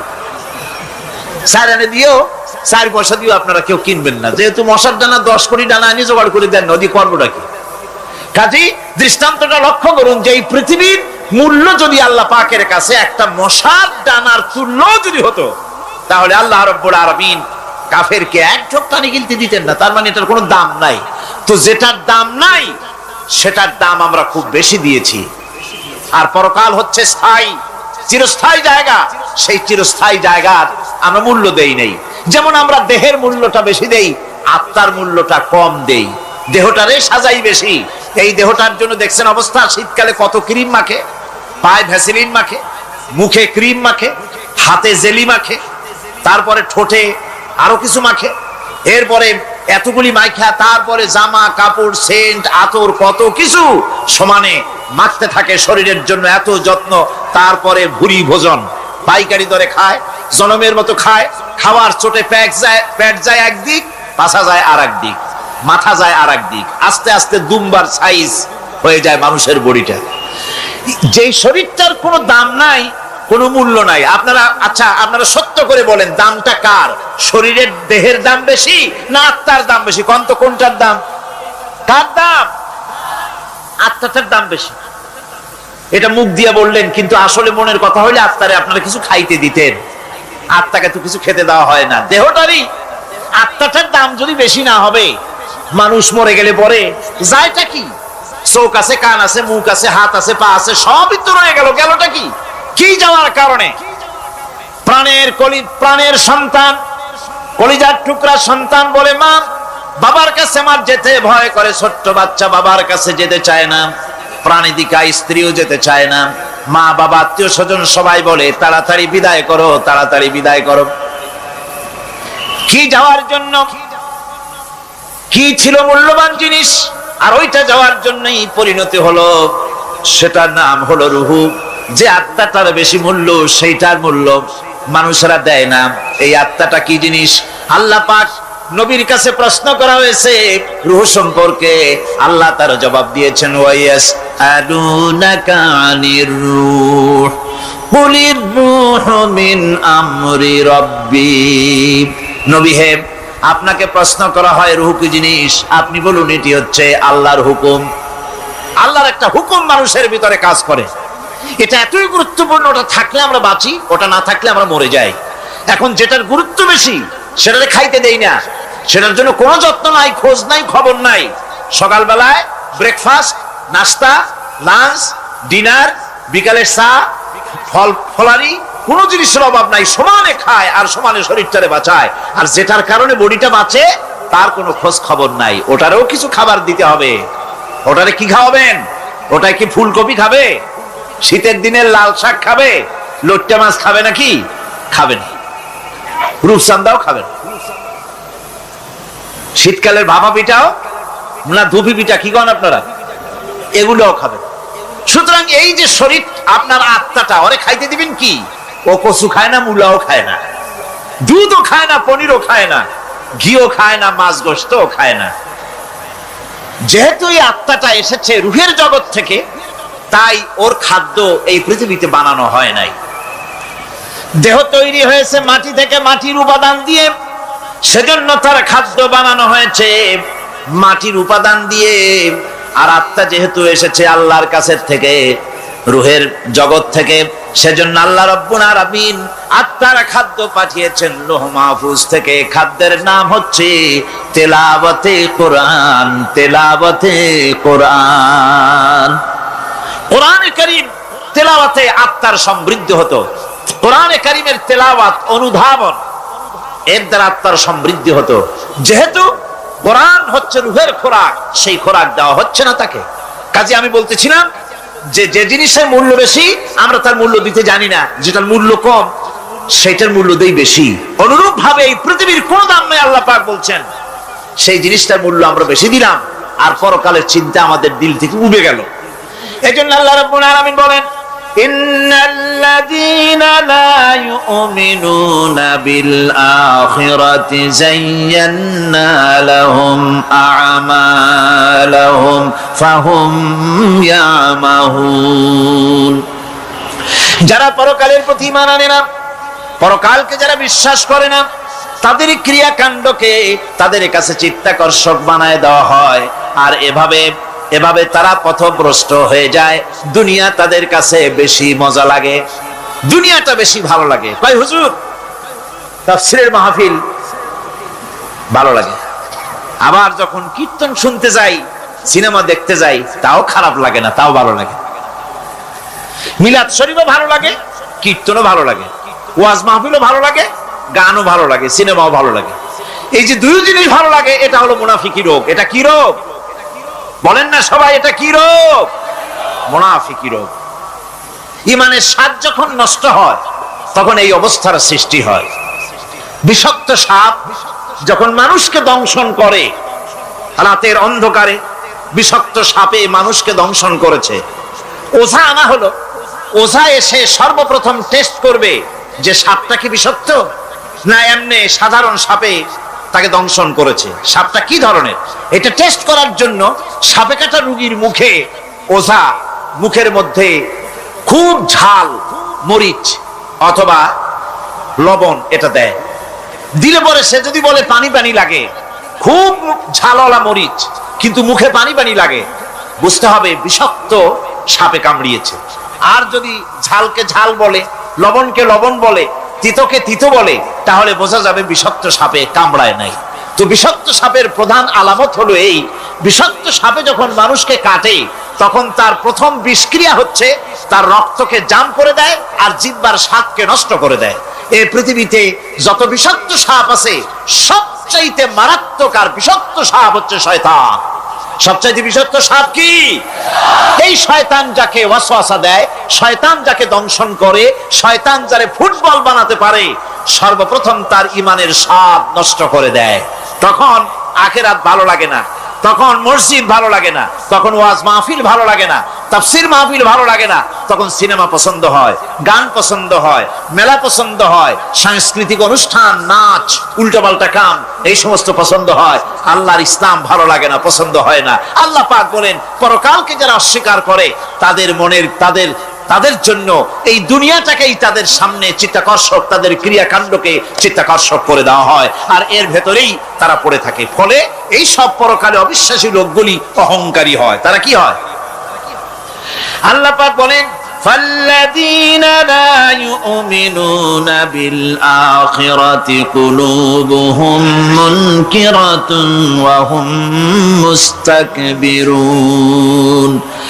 পরকালের প্রতি যারা ঈমান আনে না, পরকালকে যারা বিশ্বাস করে না, তাদের মন সত্য কথাকে অস্বীকার করে, আর এই লোকগুলি অহংকারী হয়ে যায়, ধরাকে সরাক জ্ঞান করে। কি হনুরে এই অবস্থার সৃষ্টি হয়ে যায়। সে মনে করে যে পৃথিবী আমার, উলট পালট করে দে মা, লুটে পুটি খাই। পরকালে বিশ্বাস নাই, যা খুশি সে তখন তা করতে থাকে এবং অহংকারী হয়ে যায়। পরকালীন জীবনের অস্বীকৃতি আজকে নতুন কিছু নয়। আজও এক শ্রেণীর লোক আছে যারা বলে পরকাল বলে কিছুই নাই। আল্লাহ সম্পর্কে বলে দেয়ার ইজ নো গড, স্রষ্টা বলতে কিছু নাই। পরকালকেও বিশ্বাস করে না এমন লোক আমাদের দেশে আছে কিনা? কোন যেরকম আছে কিনা? যথেষ্ট তৈরি হয়েছে এবং বর্তমান সময় বেশি তৈরি হয়েছে। অতীতের কোন সময় ইসলাম আর মুসলিম সেন্টিমেন্ট এত আহত হয় নাই যত এই কয়েক বছরের মধ্যে হয়েছে, ঠিক কিনা? পরকালকে অস্বীকার করেছে, কোরআন শরীফকে আগাগোড়া সংশোধনের কথা বলেছে, আল্লাহকে মিথ্যাবাদী বলেছে।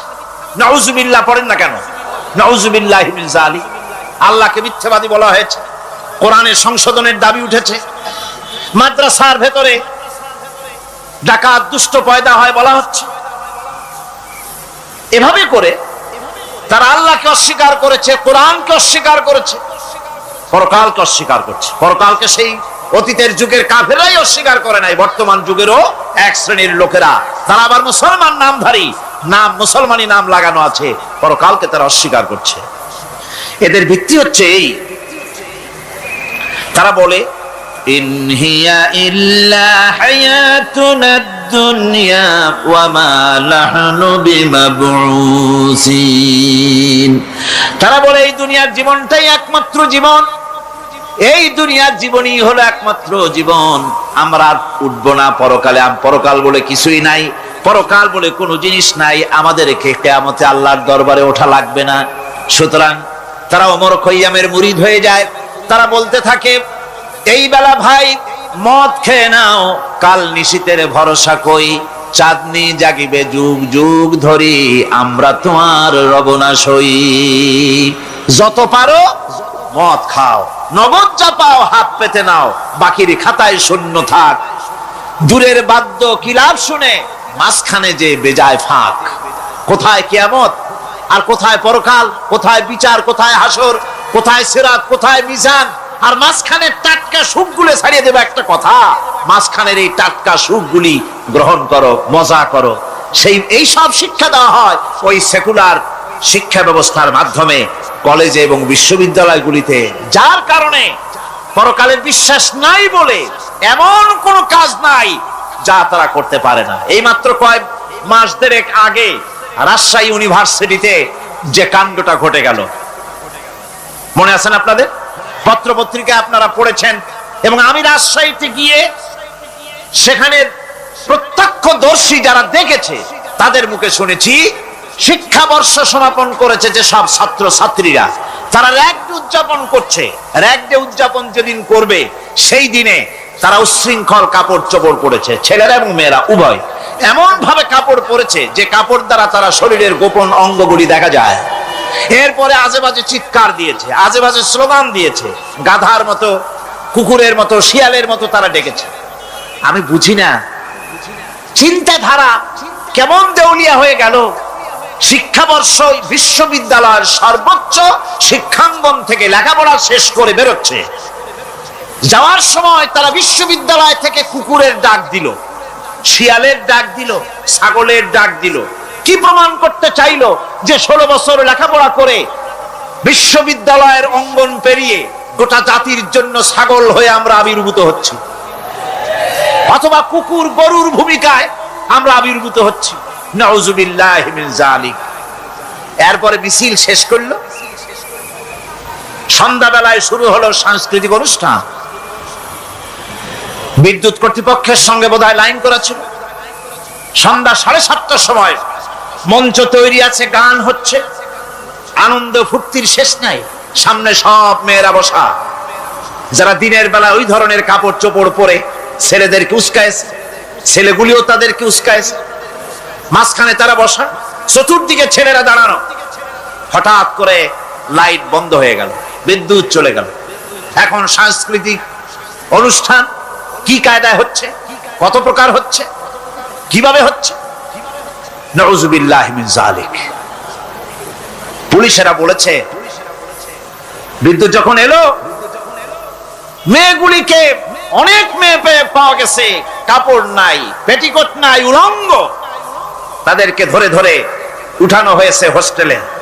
পরের দিন সকাল বেলায় মাঠ ভর্তি ভাঙা কাচের চুড়ি, ভ্যানিটি ব্যাগ, চশমা, কাপড় চোপড় ছিড়িয়ে ছড়িয়ে চতুর্দিকে পড়ে আছে। এই হলো শিক্ষা। নাউযুবিল্লাহি মিন যালিক। আমি কসম করে বলতে পারি, বিশ্ববিদ্যালয়ে যদি কোরআন শরীফের তাফসীর পড়ানো হতো, হাদিস শরীফ যদি পড়ানো হতো, কেউ কেউ বলবেন কোরআন হাদিস তো পড়ানো হয়, বিশ্ববিদ্যালয় কলেজে পড়ানো তো হয়। আমি তো জানি সিলেবাসে 10টা 5টা হাদিস আছে, 2-4 লাইন কোরআন শরীফ আছে, এর কোনো মানে নাই। মাদ্রাসায় যেমন পড়ানো হয় 30 পারা কোরআনের তাফসীর, রাসূল করিম সাল্লাল্লাহু আলাইহি ওয়াসাল্লামের হাদিস যেমন পড়ানো হয়, এইভাবে করে যদি বিশ্ববিদ্যালয়ে কোরআন হাদিস পড়ানো হতো, আল্লাহর কসম বাংলাদেশের বিশ্ববিদ্যালয়গুলি গোটা জাতিকে চোর, গুন্ডা, বদমাশ, ডাকাত উপহার দিত না, উপহার দিত শাহজালাল।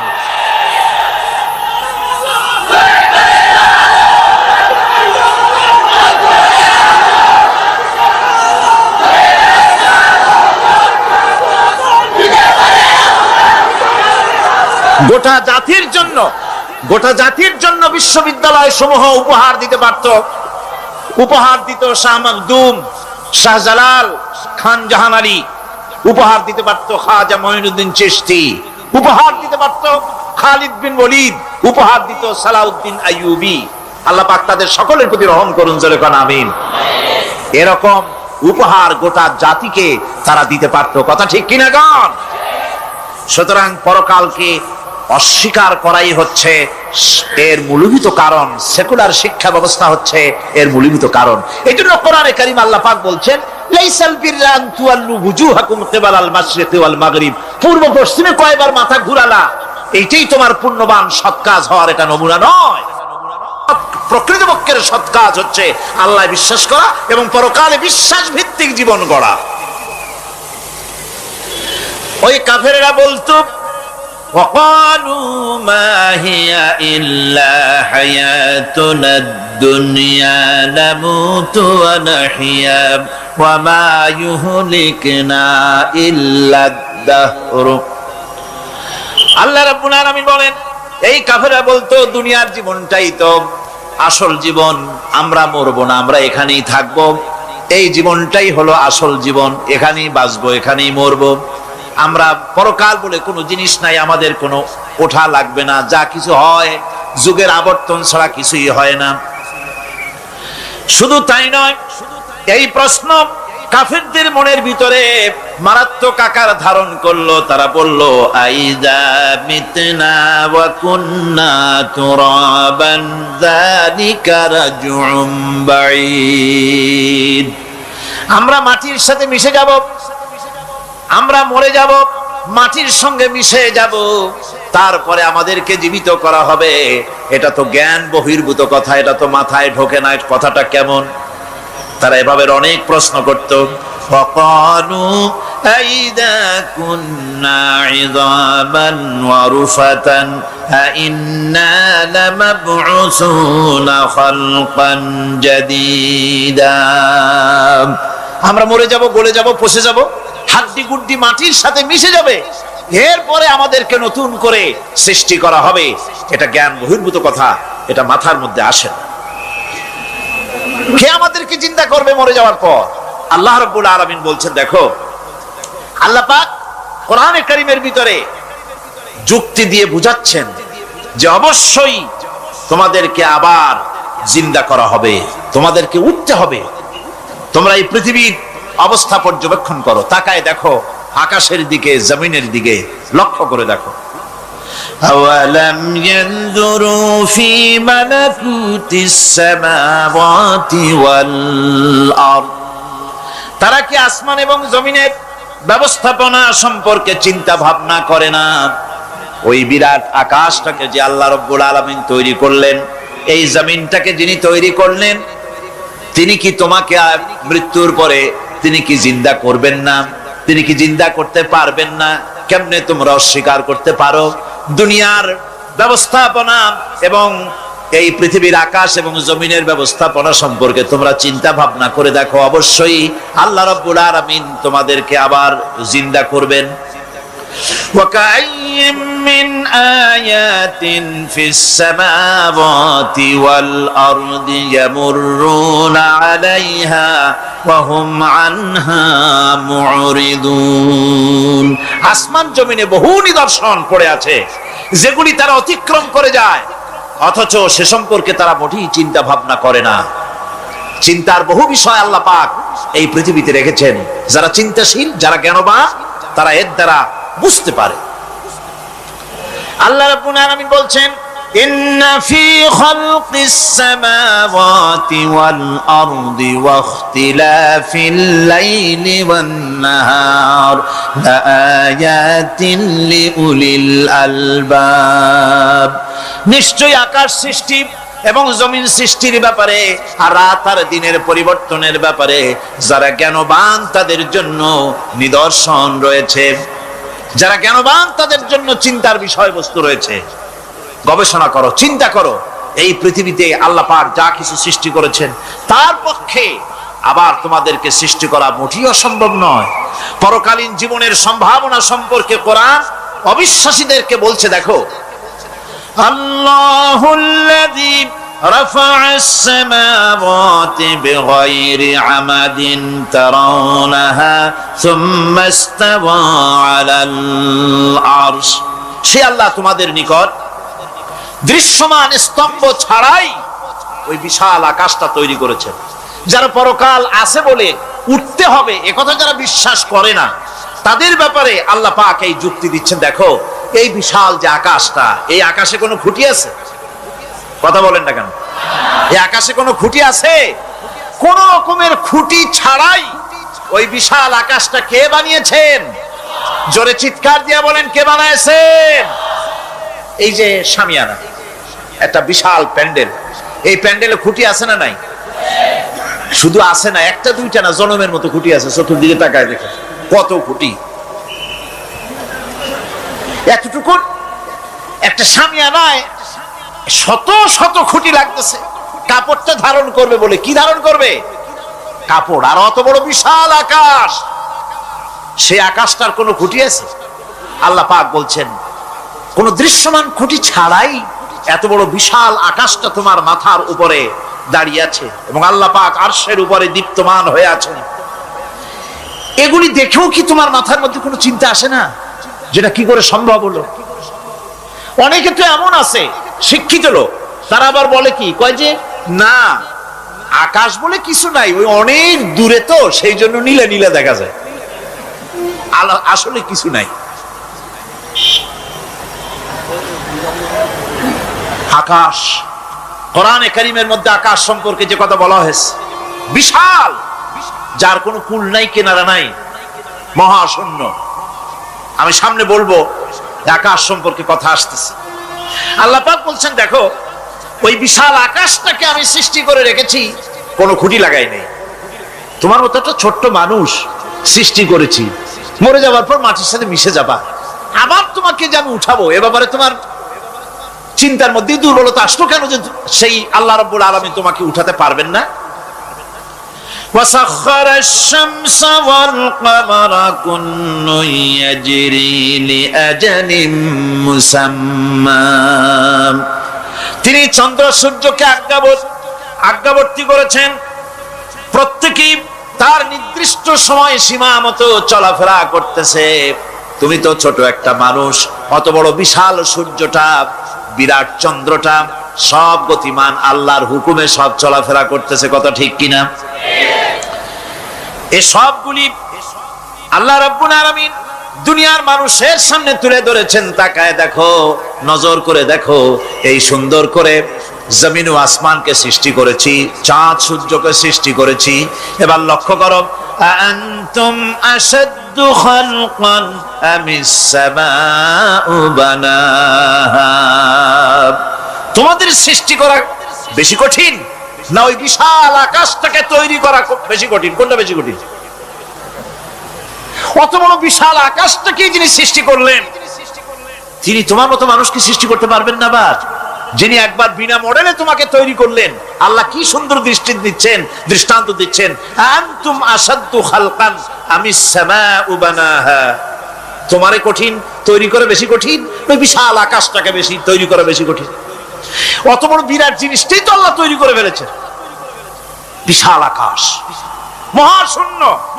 আর সেই মহাশূন্যের তুলনায়, মহাবিশ্বের তুলনায় পৃথিবী কত ছোট। আমাদের সবচাইতে কাছে বিজ্ঞানীরা হয়রান হয়ে যাচ্ছে আকাশের চিন্তা করে, মহাকাশ চিন্তা করে ক্রমান্বয়ে হয়রান হয়ে যাচ্ছে। আমাদের সবচাইতে নিকটতম যে গ্যালাক্সিটা আছে, এই গ্যালাক্সিটার ব্যাস হচ্ছে, যেটা সবচাইতে ছোট, গরিব গ্যালাক্সি, এটা বিজ্ঞানীরা বলেছে গরিব গ্যালাক্সি, দিনহীন। এই গরিব গ্যালাক্সি যেটা আমাদের সবচাইতে নিকটে, পৃথিবীর সবচাইতে কাছে, এর ব্যাস হচ্ছে, এর পরিধি হচ্ছে 1,00,000 আলোকবর্ষ সমান। 1,00,000 আলোকবর্ষ, প্রতি সেকেন্ডে আলোর গতি কত? 1,86,000 মাইল প্রতি সেকেন্ডে। প্রতি সেকেন্ডে যে আলোর গতি 1,86,000 মাইল, এর মিনিট, এর ঘন্টা, এর সপ্তাহ, এর মাস, এর বছর, এরকম 1,00,000 আলোকবর্ষ হচ্ছে সেই ছায়াপথের ব্যাস, এটার পরিধি। এটা হলো গরিব গ্যালাক্সি। আর এই গ্যালাক্সিতে বাস করে 10,000 কোটি তারকা। বিজ্ঞানীরা বলছেন যে তারকাগুলি সূর্যের চাইতে লক্ষ কোটি গুণে অনেক বড়। সুবহানাল্লাহ। তাহলে মহাকাশ সম্পর্কে চিন্তা করে মানুষ আজ অবাক হয়ে যাচ্ছে, চিন্তায় হয়রান হয়ে যাচ্ছে।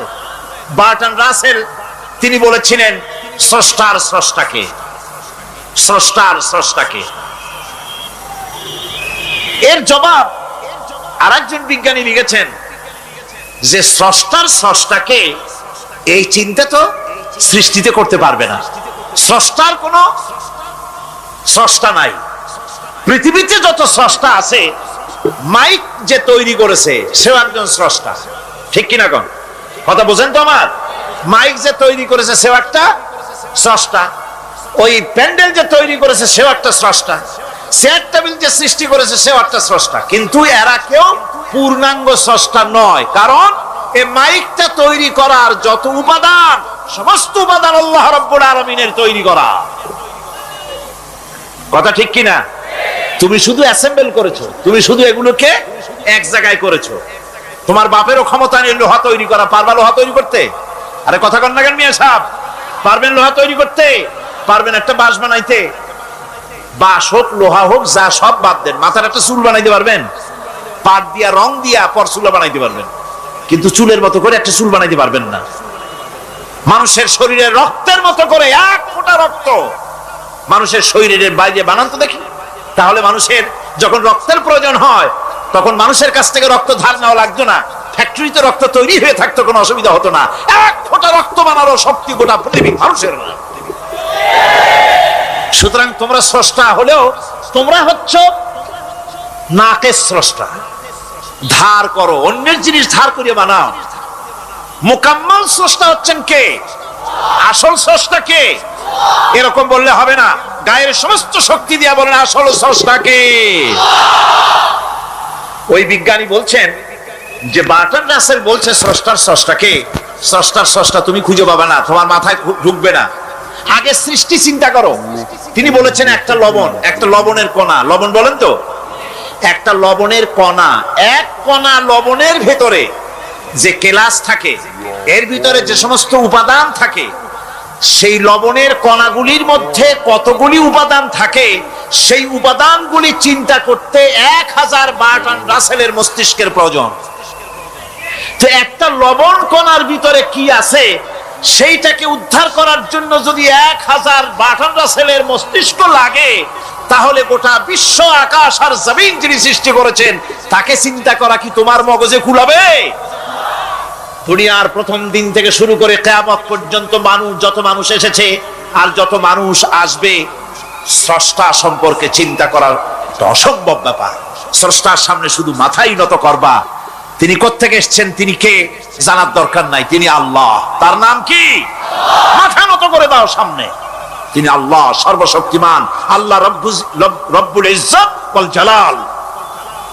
তিনি ছিলেন, তিনি আছেন, তিনি থাকবেন, তিনি অনন্ত, তিনি অসীম, তিনি চিন্ময়, তিনি অব্যয়, তিনি অক্ষয়, তিনি শাশ্বত, যার কোনো শুরু নাই, যার কোনো শেষ নাই। সুবহানাল্লাহ। সুতরাং সেই মহান আল্লাহ রাব্বুল আলামিন তিনি বলছেন, বান্দারা তোমারে বানানো কঠিন না ওই বিশাল আকাশটা বানানো কঠিন? অত বড় বিশাল আকাশটাই তো আমি তৈরি করেছি, তোমার মৃত্যুর পরে তোমাকে জিন্দা করা মোটেই কোনো কঠিন ব্যাপার নয়, এটা খুবই সহজ। ভাইরা আমার, আল্লাহ সুবহানাহু ওয়া তাআলা পৃথিবীর মানুষকে এসব দৃষ্টান্ত দিয়ে সুন্দর করে মানুষকে বুঝাচ্ছেন, তিনি মানুষকে পরিষ্কার করে বুঝিয়েছেন। আল্লাহ পাক বলেন, এই পৃথিবীতে এসব প্রশ্নের চূড়ান্ত জবাব দিতে গিয়ে আল্লাহ পাক বলছেন, কুল ইউহিহাল্লাযী আনশাআহা আউওয়ালা মাররা ওয়া হুয়া বিকুল্লি খালকিন আলীম। বলে দাও, তোমাদের মৃত্যুর পরে সেই আল্লাহ রাব্বুল আলামিন তোমাদেরকে জিন্দা করবেন, যিনি তোমাদেরকে প্রথমবারে তৈরি করেছিলেন, প্রথমে যিনি সমস্ত জিনিস সৃষ্টি করেছেন, ওই আল্লাহ রাব্বুল আলামিন তোমাদেরকে আবার জিন্দা করবেন। আর এসব জিনিসকে খেল তামাশার বিষয়বস্তু করে তৈরি করা হয় নাই, সমস্ত জিনিসের পেছনে বিরাট উদ্দেশ্য কাজ করেছে, একটা লক্ষ্য নিয়ে, সামনে নিয়ে, উদ্দেশ্য নিয়ে আল্লাহ তৈরি করেছে। আল্লাহ পাক বলছেন, ওয়ামা খালাকনাস সামাওয়াতি ওয়াল আরদা ওয়ামা বাইনাহুমা লাইবিন। এই পৃথিবীতে আকাশ, ওই বিশাল আকাশ এবং জমিন এবং এর মধ্যস্থিত কোন জিনিসকে আমি খামোখা তৈরি করি নাই, খেল তামাশার বিষয়বস্তু হিসাবে তৈরি করি নাই। যারা নাকি জ্ঞানবান, যারা বুদ্ধিমান, তাদের সম্পর্কে আল্লাহ বলেন, আল্লাযীনা ইয়াযকুরুনাল্লাহা কিয়ামান ওয়া কুউদান ওয়া আলা জুনুবিহিম ওয়া ইয়াতাফাক্কারুনা ফি খালকিস সামাওয়াতি ওয়াল আরদ রব্বানা মা খালাকতা হাযা বাতিলা সুবহানাকা ফাকিনা আযাবান নার। যারা নাকি জ্ঞানবান, যারা চিন্তাশীল, যারা শুধু পাইকারি দরে খায় আর ঘুমায় না, যারা চিন্তা ভাবনা করে, তারা দাঁড়ানো অবস্থায়, বসা অবস্থায়, সব অবস্থায়, আকাশ জমিন, রাত দিনের পরিবর্তন, মানব সৃষ্টি, এ সব কিছু চিন্তা গবেষণা করে বলে, রব্বানা মা খালাকতা হাযা বাতিলা, এ কোনো কিছুই তুমি নিরর্থক ভাবে সৃষ্টি করনি, সবগুলোই তুমি বিশেষ উদ্দেশ্য নিয়ে তৈরি করেছো। ফাকিনা আযাবান নার, সুতরাং আমাকে জাহান্নামের আগুন থেকে তুমি রক্ষা করো, আমাকে তুমি রক্ষা করো। আমরা সবাই বলি আমিন।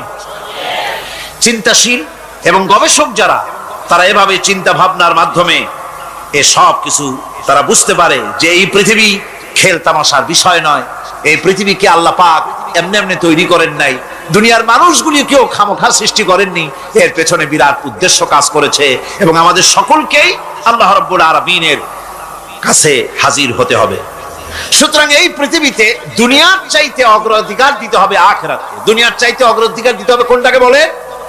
আখিরাতের অগ্রাধিকার দিতে হবে।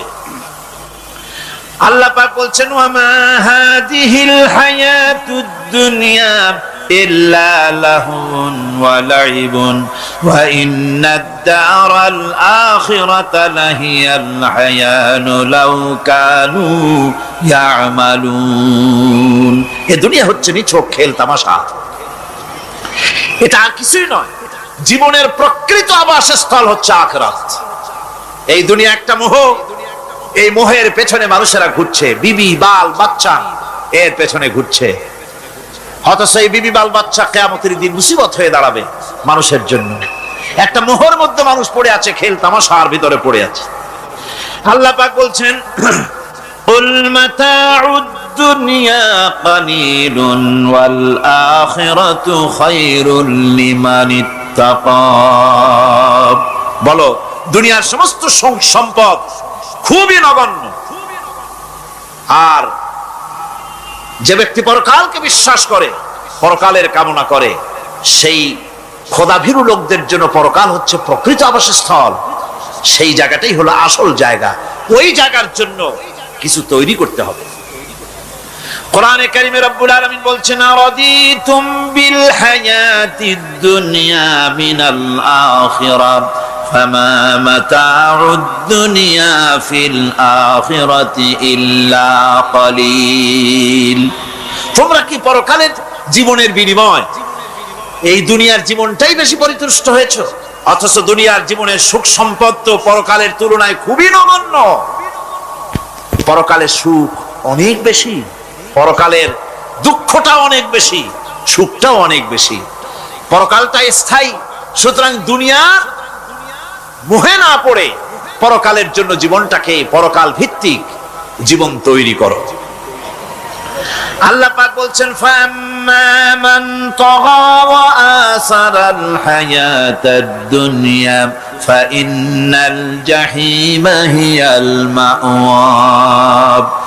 অথবা যে ব্যক্তি বিদ্রোহ করেছে এবং দুনিয়ার জীবনকে অগ্রাধিকার দিয়েছে, তার জায়গা হচ্ছে জাহান্নাম। জোরে বলেন নাউজুবিল্লাহ। যে ব্যক্তি আল্লাহর সঙ্গে বিদ্রোহ করেছে আর পরকালের জন্য পাথর জোগাড় করে নাই, দুনিয়াকে অগ্রাধিকার দিল, পরকালকে ভুলে গেল, তার জায়গা হলো জাহান্নাম। ওয়া আম্মা মান খাফা মাকামা রাব্বিহি ওয়া নাহান নাফসা আনিল হাওয়া ফাইন্নাল জান্নাতা হিয়াল মাওয়া। আর যে ব্যক্তি আপন প্রভুর সামনে উপস্থিত হকে ভয় করেছে এবং আপন প্রবৃত্তিকে লালসা মুক্ত করেছে, লালসার হাত থেকে রক্ষা করেছে, আল্লাহ রাব্বুল আলামিন কিয়ামতের দিন তার জন্য রেখে দিয়েছেন জান্নাত। তার জন্য কোন জায়গা? জান্নাত। আমাদেরকে পরকাল ভিত্তিক জীবন যাপন যদি করি তাহলে কবরের জবাবগুলি খুব আসান হবে। আর যদি পরকাল ভিত্তিক জীবন যাপন না হয়, কবরটা মুসিবতের জন্য মুসিবত হয়ে যাবে। হযরত ওসমান রাদিয়াল্লাহু তাআলা আনহু কবরের কাছে গিয়ে খুব কাঁদতেন। সাহাবায়ে কেরাম প্রশ্ন করেছেন, হুজুর, রাসূল করিম সাল্লাল্লাহু আলাইহি ওয়াসাল্লাম যখন জান্নাত ও জাহান্নামের ওয়াজ করেন তখনও তো এত বেশি আপনি কাঁদেন না, যত বেশি কাঁদেন কবরের কাছে এসে, কারণ কি? হযরত ওসমান রাদিয়াল্লাহু তাআলা আনহু বলতেন, আমার সাথীরা, আমি আমার হাবিবের কাছে, আল্লাহ রাব্বুল আলামিনের রাসূলের কাছে আমি শুনেছি এই কবরটাই হলো প্রথম স্টেশন, এই কবরটাই হলো প্রথম ইমিগ্রেশন কাউন্টার। এই জায়গায় যদি কেউ ধরা পড়ে যায়, কারো যদি চার্জশিট হয়ে যায়, সব জায়গায় ধরা পড়ে যাবে। হাসরে মিজানে সিরাতে কোনো জায়গায় নাজাত পাবে না। আর এই কবরটা যদি কেউ মুক্তি পেয়ে যায়, মিজান সিরাত হাসর সব জায়গা থেকে আল্লাহ তারে ভালোভাবে পার করে দিবেন। এটা হলো আসল জায়গা, মারাত্মক জায়গা, খুব মারাত্মক জায়গা। আমি এটাকে ইমিগ্রেশন কাউন্টার বলেছি আমার ভাষায়। ইমিগ্রেশন কাউন্টার যারা বিদেশ ভ্রমণ করেছেন তারা জানেন। লন্ডন যাবেন, আমেরিকা যাবেন, সৌদি আরব যাবেন, যে কোনো বিদেশে যাবেন, গেলেই পাসপোর্ট তারা দেখবে। পাসপোর্টে আপনার ন্যাশনালিটি কোনটা সেটাই তারা জানতে চাইবে। আপনি কোন দল করেন এটা তারা জানতে চাইবে না। আপনি কোন ভাষায় কথা বলেন তাও তাদের জানার দরকার নেই। প্রথমেই তারা আপনার ন্যাশনালিটি দেখবে, আপনার আইডেন্টিটি কি তারা জানতে চাইবে।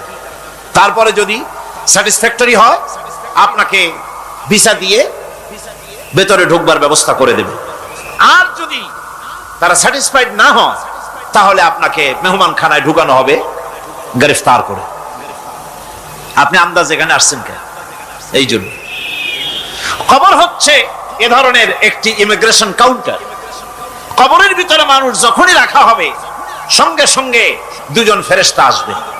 কবরের কাছে যারা এসেছিল দাফন হয়ে যাওয়ার পর এই লোকগুলি 40 কদম যেতে যতক্ষণ লাগে এর মধ্যেই দুজন ফেরেশতা এসে যাবে। এসে জিজ্ঞেস করবে মান রব্বুকা, তুমি কোন দল করতে?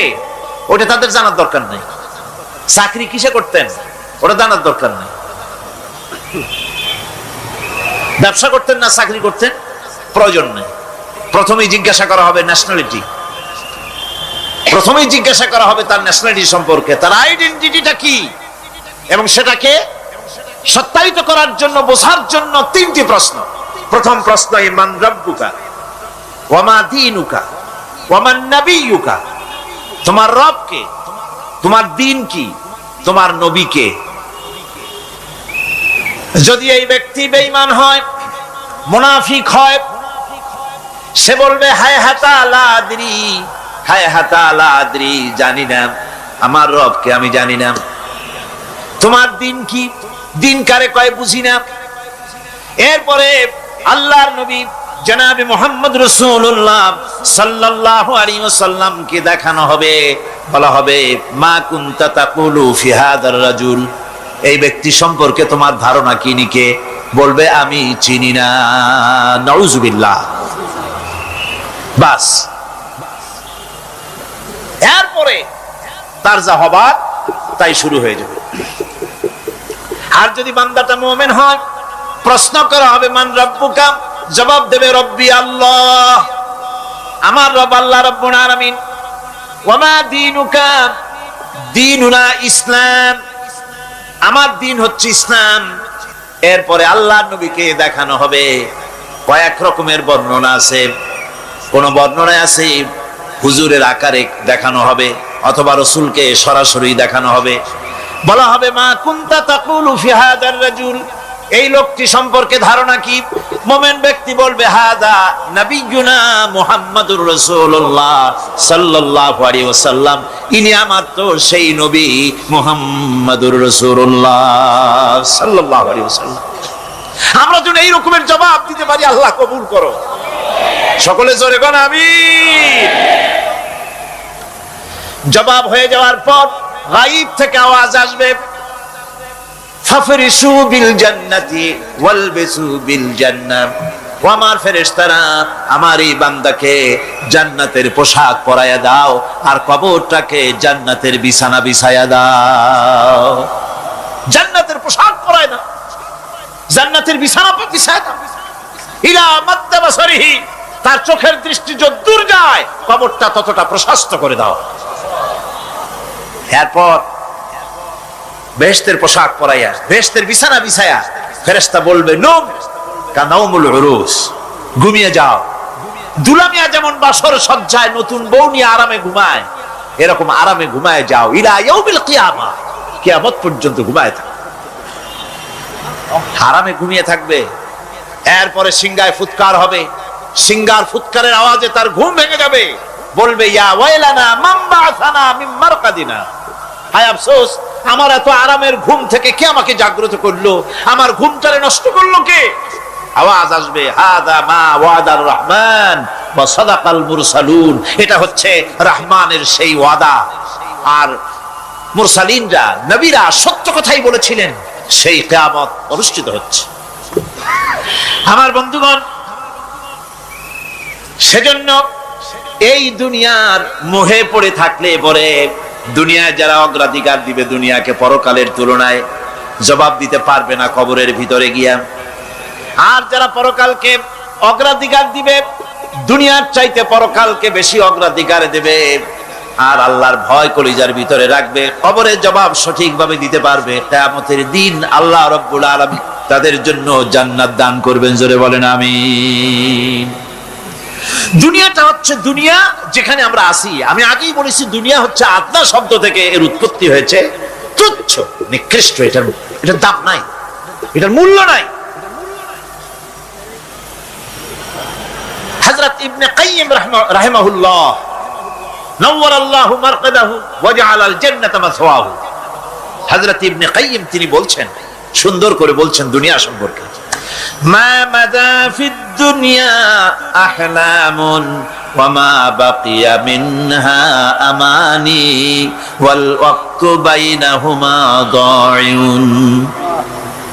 মা মাদা ফিদ দুনিয়া আহলামুন, জীবনের যে অংশ ফেলে এসেছি সেটা আজ একটা স্বপ্ন। ওয়া মা বাকিয়া মিনহা আমানি, আর জীবনের যে অংশ সামনে বাকি আছে সেটা এখন একটা আকাঙ্ক্ষা। ওয়াল ওয়াক্তু বাইনাহুমা দাইউন, আর এর মাঝখান থেকে সময় সব চলে যাচ্ছে। কত বড় কথা চিন্তা করেছেন? জীবনের যে অংশ ফেলে এসেছি তা আজকে স্বপ্ন, তা আজ কি বলেন? স্বপ্ন। আর সামনে যা আছে সেটা আকাঙ্ক্ষা, আর মাঝখান থেকে সময় সব চলে যাচ্ছে। এরপরে তিনি বলছেন, ওয়ামান ইয়াসহাবিদ দুনিয়া ইয়াকুন মিসলা কাবিদিন আলাল মাই খালাতুহু ফুরুজুল আসাবিঈ। দুনিয়াদারের অবস্থা হচ্ছে এই, কেউ যদি দুই হাতে পানি খামসায় ধরে, দুই হাতে কি ধরছে বলে? দুই হাতে পানি খামসায় ধরেছে, খুব মজবুত করে ধরেছে, 2 মুঠ পানি। বলেন থাকবে কতটুকু? কতটুকু থাকবে? 1 ফোঁটাও থাকবে না, কারণ তার আঙ্গুলের ফাঁক তার সাথে খেয়ানত করবে, আঙ্গুলের ফাঁক দিয়া পানিগুলি সব বেরিয়ে চলে যাবে। সুতরাং দুনিয়া যারা চায় তারা ঠিক পানি খামসায় ধরলে পানি যেমন হাতের ভেতর থেকে খেয়ানত করে চলে যায়, যারা দুনিয়া চায় দুনিয়াও তাদেরকে এভাবে ফাঁকি দিয়ে চলে যায়। তবুও দুনিয়ার মায়া মানুষের এত বেশি। আল্লাহর নবী বলেন, লাউ কানা লি ইবনি আদম ওয়াদিন মিন যাহাবিন লাহাব্বা ইয়াকুনা লাহু সানিন। এই পৃথিবীতে যদি কাউকে একটা মাঠ ভরে যদি সোনা দেওয়া যায়, লোকটা বলবে রব্বুল আলামিন, আমি যদি আরেকটা মাঠ এরকম সোনা ভরা পেতাম। দ্বিতীয় আরেকটা মাঠ দেওয়া হলে আবার বলবে যদি তৃতীয় আরেকটা মাঠ সোনা ভরে যদি পেতাম। নবীজি বলেন, ওয়ালা ইয়ামলাউ জাওফু ইবনু আদামা ইল্লা তুরাব। যা করতে হবে আখিরাতে জবাবদিহিমূলক জীবন যাপন করতে হবে। আপনি ব্যবসা করবেন, ওজনে কম দিতে পারবেন না, আপনি খাদ্যে ভেজাল দিতে পারবেন না, চুরি করতে পারবেন না, ডাকাতি করতে পারবেন না, জেনা করতে পারবেন না, বদমাশি করতে পারবেন না, মদ খেতে পারবেন না, সন্ত্রাসী হতে পারবেন না, হাইজ্যাকার হতে পারবেন না, চাঁদাবাজ হতে পারবেন না, মুনাফাখোর হতে পারবেন না, আপনি চোরা কারবারি হতে পারবেন না, ঘুষখোর হতে পারবেন না, সুদখোর হতে পারবেন না। এই সব কাজ পরকালকে বিশ্বাস করলেই এ সমস্ত কাজ থেকে মানুষ বিরত থাকতে পারে। কথা ঠিক কিনা? এটাই হচ্ছে। সুতরাং এই পৃথিবী থাকবে না, এটা কি চিরকাল থাকবে না? এর একটা পরিসমাপ্তি ঘটবে। যেমন করে সারা বছর লেখাপড়া করার পর কলেজে, বিশ্ববিদ্যালয়, মাদ্রাসায়, হাই স্কুলে, সব জায়গায় সারা বছর লেখাপড়া করার পর যেমন পরীক্ষা দেওয়ার একটা দিন আসে, সারা বছর ব্যবসা করার পর হিসাব নিকাশ করার যেমন একটা সময় আসে, সারা মাস চাকরি করার পর বেতন পাওয়ার যেমন একটা দিন আসে, সারা জীবন চাকরি করার পর পেনশন পাওয়ার যেমন একটা সময় আসে, অনুরূপ ভাবে এই দুনিয়া যেদিন শেষ হয়ে যাবে, আল্লাহ নির্ধারিত সময় শেষ হয়ে যাওয়ার পর একটা সময় আসবে যখন আল্লাহ রব্বুল আলামিন সব শেষ করে দিবেন, লন্ডভন্ড হয়ে যাবে, কিছুই থাকবে না। কোরআনে কারিমে আল্লাহ সব বলেছেন, কোরআনে সব আল্লাহ বলে দিয়েছেন। আল্লাহ পাক বলেন এই পৃথিবীর সব কেমন ভাবে ধ্বংস হবে তার চিত্র আল্লাহ পাক কোরআনে কারিমে তুলে ধরেছেন। ইযাস সামাউ ফাতারাত ওয়া ইযাল কাওয়াকিবু তাসারাত ওয়া ইযাল বিহারু ফুজ্জিরাত ওয়া ইযাল কুবুরু বু'সিরাত। যখন আকাশসমূহ দীর্ণ বিদীর্ণ হয়ে যাবে, তারকাগুলি বিক্ষিপ্ত হয়ে ছিটকে পড়বে, আর সমুদ্রগুলি উচ্ছ্বসিত হয়ে পড়বে, কবরগুলি সব তার ভেতরে যা আছে উদ্গীরণ করে দেবে, তারকাগুলি স্তিমিত হয়ে যাবে। এরপরে সমস্ত আকাশগুলি কাতাইয়িস সিজিল্লিল কুতুব, কিতাবের পৃষ্ঠার মতো একটার পরে একটা ঠাস ঠাস করে পড়তে থাকবে, চূর্ণ বিচূর্ণ হয়ে ভেঙে চুরে একাকার হয়ে যাবে। পাহাড়গুলিকে উড়িয়ে দেওয়া হবে, চন্দ্র এবং সূর্য একাকার হয়ে যাবে। আল্লাহ রাব্বুল আলামিন বলেন, ফাইদা বারিকাল বাসার ওয়া খাসাফাল কমার ওয়া জুমিআশ শামসু ওয়াল কমার। চক্ষু যখন বিস্ফারিত হয়ে যাবে, চাঁদ যখন তার আলো হারিয়ে ফেলবে, সূর্য যখন তার আলো হারিয়ে ফেলবে, চাঁদ আর সূর্য সব একাকার হয়ে যাবে, সেই সময়ের অবস্থাটা কি চিন্তা করো। মানুষ হয়রান হয়ে দৌড়াদৌড়ি করবে। ওয়াহুমিলাতিল আরদু ওয়াল জিবালু ফাদুক্কাতা দাক্কাতান ওয়াহিদা। জমিন এবং পাহাড়গুলির মধ্যে আল্লাহ রাব্বুল আলামিন সংঘর্ষ বাঁধিয়ে দিবেন, পাহাড়গুলি ভেঙে চুরে টুকরা টুকরা হয়ে যাবে, পাহাড়গুলি উঁচু করে জমিনের উপরে আছাড় মেরে আল্লাহ রাব্বুল আলামিন ভেঙে চুরে চুরমার করে দিবেন। সুবহানাল্লাহ। ওয়া তাকুনুল জিবালু কালইহনিল মানফুস, পাহাড়গুলো পেঁজা ধোনা তুলার মতো করে উড়িয়ে দেওয়া হবে, পাহাড় উড়ে যাবে। সুবহানাল্লাহ পড়ো। পাহাড় পাথরের তৈরি করা পাহাড়, এই পাহাড়গুলি তুলার মতো হয়ে উড়বে কিভাবে? আমি এই দৃশ্য নিজের চোখে কিছুটা হলেও দেখছি। আজ থেকে 10 দিন আগে আমি ইতালি সফর করে এসেছি। ইতালির রাজধানী রোম। রোম প্রাচীন সভ্যতার লালন ভূমি। কোরআনে কারিমে সূরা রোম রয়েছে, এই রোম সেই রোম। এখানের বাদশার কাছে রাসূল করিম সাল্লাল্লাহু আলাইহি সাল্লাম হেরাক্লিয়াসের কাছে চিঠি পাঠিয়েছিলেন, সেই রোম। 12 থেকে 15,000-এর মতো বাংলাদেশি মুসলমান সেখানে আছে। জুমার দিন, যেদিন আমি গেলাম তার পরের দিনই জুমা ছিল, জুমার নামাজ পড়লাম ভ্যাটিকানের কাছেই বিশাল মসজিদ, ইউরোপের ভিতরে সবচেয়ে বড় মসজিদ এটা। রোম ইসলামের দুশমনদের রাজধানী। সেইখানে যখন আযান হচ্ছে আশহাদু আন্না মুহাম্মাদার রাসূলুল্লাহ, আমার অনুভূতির কথা আপনাদেরকে বোঝাতে পারবো না, কি অনুভূতির সৃষ্টি হয়েছে আমার ভেতরে। ভ্যাটিকানের পোপ এক পাশে, কিছু দূরেই ভ্যাটিকান, ওটা হচ্ছে গোটা পৃথিবীর সমস্ত খ্রিস্টানদের কাবা, ভ্যাটিকান। তার পাশেই বিশাল মসজিদ, সেখানে নামাজ পড়লাম। চিন্তার ভেতরে আসলো আল্লাহ রাব্বুল আলামিন তার হাবিবের নাম, তার তাওহীদ, তার রিসালাতকে কিভাবে বিশ্বময় ছড়িয়ে দিলেন। আবু জাহেল চাইছিল মুহাম্মদ সাল্লাল্লাহু আলাইহি ওয়াসাল্লামকে স্তব্ধ করে দেবে মক্কার জীবনেই। কত বদনাম, সাহের, কাহেন, কাযযাব, শায়ের, নাউযুবিল্লাহি মিন যালিক, কত গালাগালি করলো। আর আল্লাহ শুনালেন, হাবিব চিন্তার কোনো কারণ নাই, ওয়া রাফা'না লাকা যিকরাক, আমি আপনার প্রশংসা বিশ্বময় ছড়িয়ে দেব। সুবহানাল্লাহ ওয়া বিহামদিহি। রোম প্রোগ্রাম শেষ করে আমাকে তারা নিয়ে গেল, যেটা আমি বলছি সফর কাহিনী শোনাবার সময় এটা না, যেহেতু এর সঙ্গে প্রাসঙ্গিক সেজন্য বলছি। পাহাড় কেমনে তুলার মতো হয়ে উড়বে তার নজির দেখেছি। রোম শহর থেকে 300 মাইল দূরে, 300 কিলোমিটার দূরে নেপোলিয়ান বোনাপার্ট তার বাড়ি, এবং ওটা তার নামই একটা প্রভিন্স। ভূমধ্য সাগরের পারে ভিসুভিয়াস, পৃথিবীর সবচাইতে বড় আগ্নেয়গিরি, সেটা দেখাতে নিয়ে যাওয়া হলো আমাকে। যে পাহাড়টা পৃথিবীর মাটি থেকে তার চূড়া হচ্ছে 3 মাইল উঁচু, এর 2 মাইল গাড়িতে করে ঘুরে ঘুরে যাওয়া যায়, এরপর আর গাড়িতে যাওয়া যায় না, বাকিটুকুন যেতে হবে হেঁটে হেঁটে। পাহাড়ের উপরে অক্সিজেন কম, বেশ কষ্ট হচ্ছিল উঠতে। জীবনে প্রথম পাহাড়ে চড়েছি জাবালে নূর, রাসূল করিম সাল্লাল্লাহু আলাইহি সাল্লামের উপরে যেখানে ওহী হয়েছিল সর্বপ্রথম। পাহাড় চড়ার একটা অভিজ্ঞতা ওখান থেকে আমার কিছুটা হয়েছিল। খুব কষ্ট হলো বাকি 1 মাইল উঠতে। যখন বিসুবিয়াসের একদম শীর্ষে চলে গেছি, সেখানে গিয়ে আমার সাথে 15-20 জন লোক ছিল। আমি নিজে আল্লাহু আকবার বলে